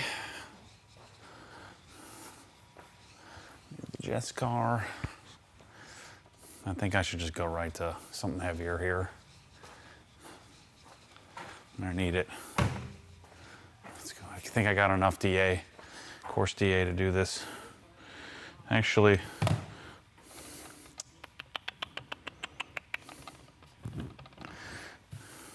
yeah. Have you already gone through that whole bottle? Yeah, pretty much. It's almost done. I used it on the E36. Didn't I give a big bottle of this away? I want it back. Who did I give it to? I think that was months ago, wasn't it? I don't know. I need it. We'll call everyone out in Yarn Building. Rupes guy is, guys are coming here soon, so.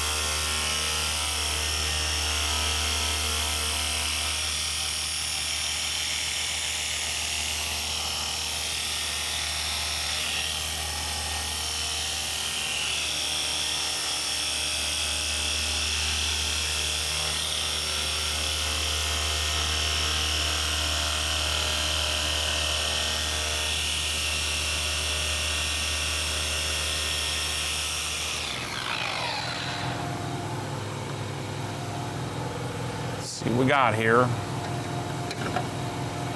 The heck?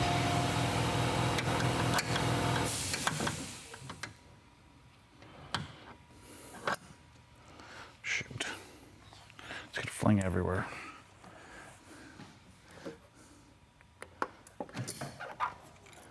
I hate this power trunk. I can tell you right now. I need power trunk, not a baby. I was real excited about it, and then I realized I don't like power trunks. I was like, wow, this has a power trunk, that's cool. Until I realized power trunk is not necessary. Oh yeah. I cleaned up way nicer than I thought it would. M3's gone. Before and after. Yeah.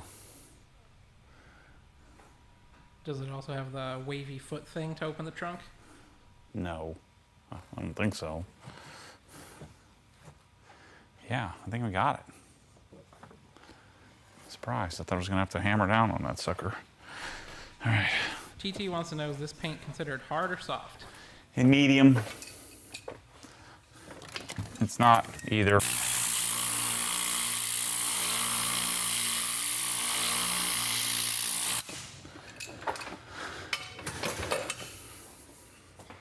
It's pretty, you know, reacting pretty typically to, other than that weird crap on the roof. That weird crap is probably all over the car, but I'm just pretending it's not. I really should have a cart, but we're using the cart for our streaming deck here, so that's why I'm walking over to the thing Sorry, so much. man.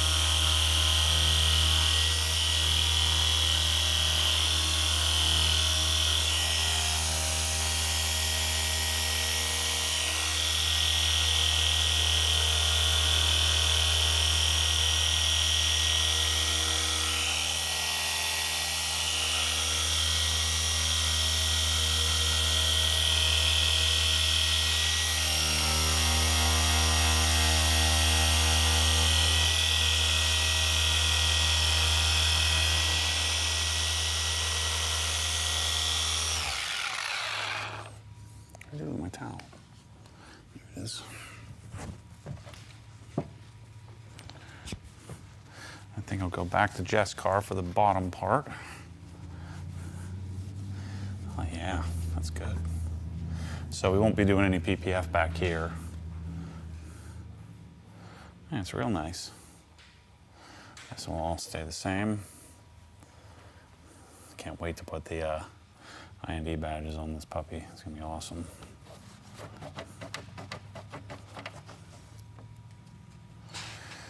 So, yeah, I mean, I need the 3-inch for here. I wonder if the bigger one will do better on the lights. So I just roll it.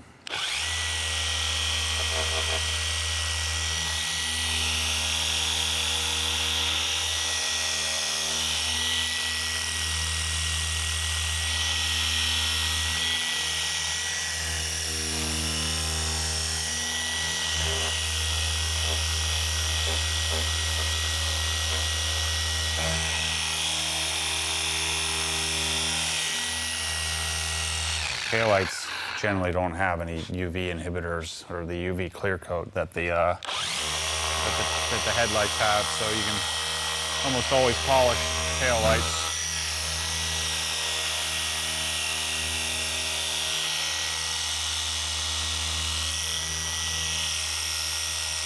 So the other thing you're probably noticing is that, you know, when I'm using the Rupes polish, I can go and polish right now with whatever I have on the pad, and it's going to cut the same as if as when, you know, I was up here, fresh. So when you're polishing with a diminishing polish like Jeff's car, you can't really do that because you're not going to get as much initial bite. So this type of polish is a non-diminishing type, so you could just polish away.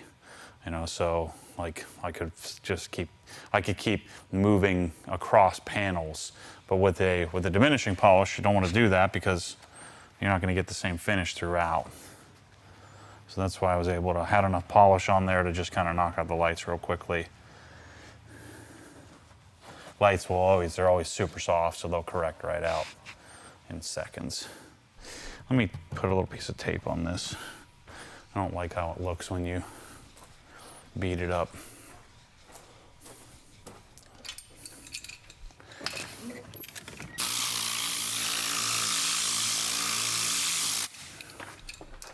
Frank says, so Uncle Matty, why Rupes 3-inch instead of the Flex PXE80?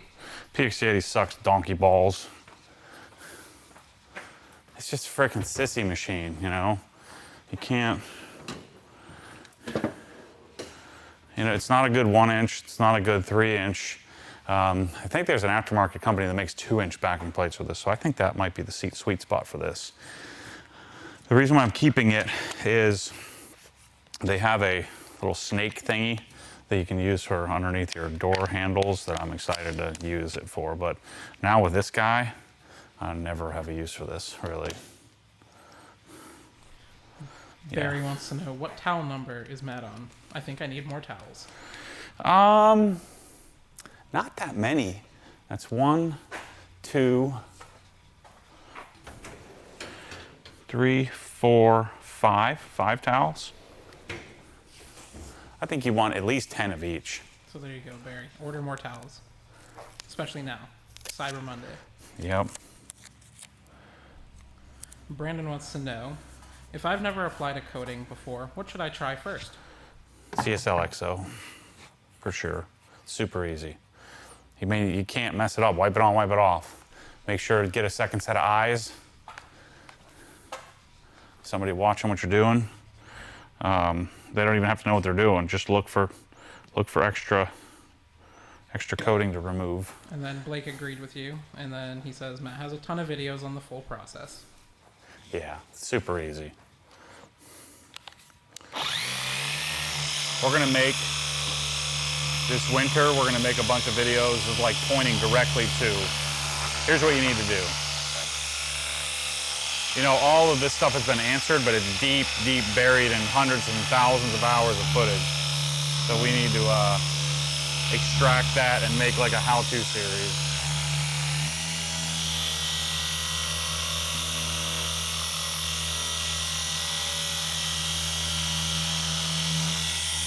So see this contour here, you need to come at it from both sides here.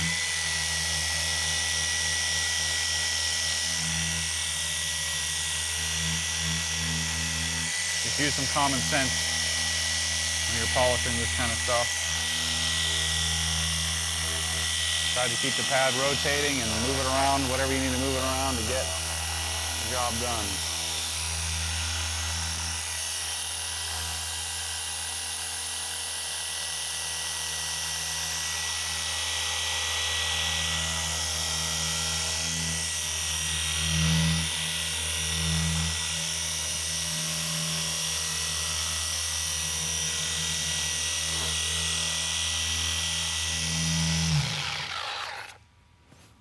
Let's just knock this out here. I'm just using the Rupes here because I will have the same finish on the whole back part of the trunk here.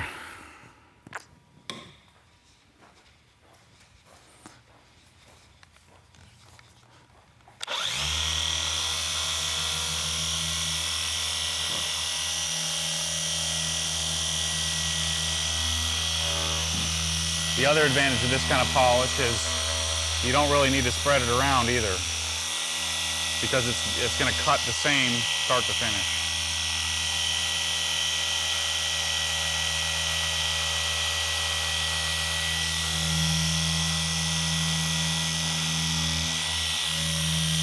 So like M1, 105, 205, 110, 210, use this kind of non-diminishing tech chemistry.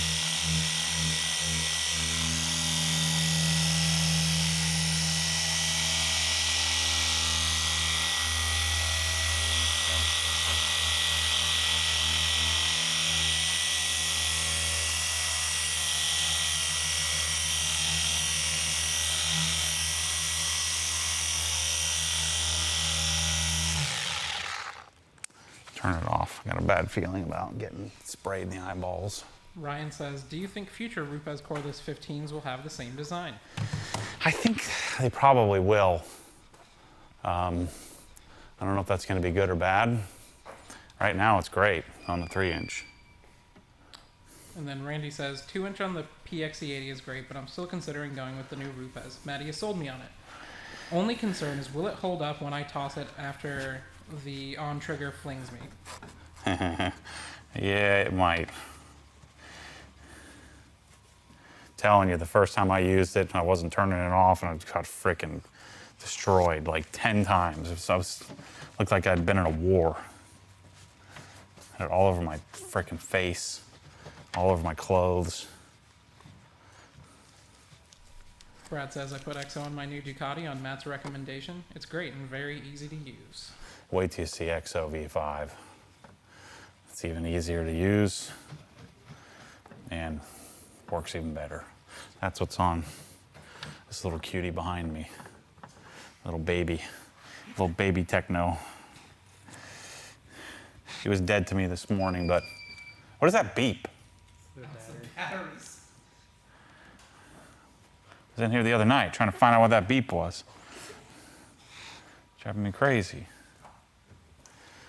It looks pretty spiffy there. What do you think? Are we done with this? How many people are in here? We got 200 something. Yeah, that's not enough for me to keep going. 245.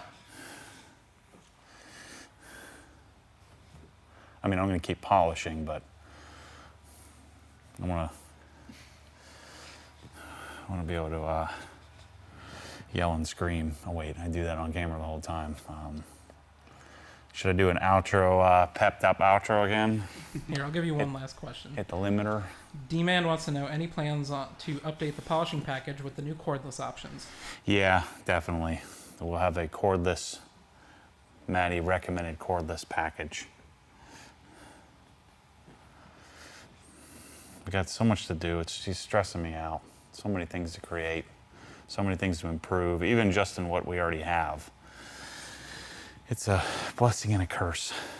So now to take this thing off, we just do this, releases, and we close it. And then we'll do our finishing at a later date. But that's the whole process, bros. We just keep fighting for it. Just keep chasing, keep polishing. And you can see, this is one of those things where you can see why, if somebody's good at this, why they probably charge a pretty decent amount of money for them to do it. It's a big, long process. It takes a long time. If I were gonna, hire somebody to do it, I would say, look, I want you to charge me not a lot of money. I'd be less concerned about what their rate is, and even just maybe do it on an hourly basis for them, with them. You don't want them cutting corners. You want them to do what I'm doing. You want them to chase all the little defects. You want them to repolish the roof if it didn't come out quite right. You want them to do the door jams. You want them to, you know, to chase and improve all the various areas of the paint work. So you want to fairly compensate someone for that, because if you want the, you know, if you want the results, the tricky part is, you know, everybody says they know how to do it. How do you know? Well, you'll find out on your first car. So anyway, that'll be a wrap for our streaming. Back to regular videos starting tomorrow, and we'll probably do this more often. It's been a lot of fun to share this weekend with you. You know, this is me justifying doing some work while everybody else is really working. You know, it's like I need to do something while I'm here. So I'm selling the product while working on these projects. So yeah, thanks for your support. Thanks for being here. Go buy stuff at obsessgarage.com, polishing stuff, and cabinets and flooring and lighting and all that kind of good stuff. So we'll see you on the next one. Later.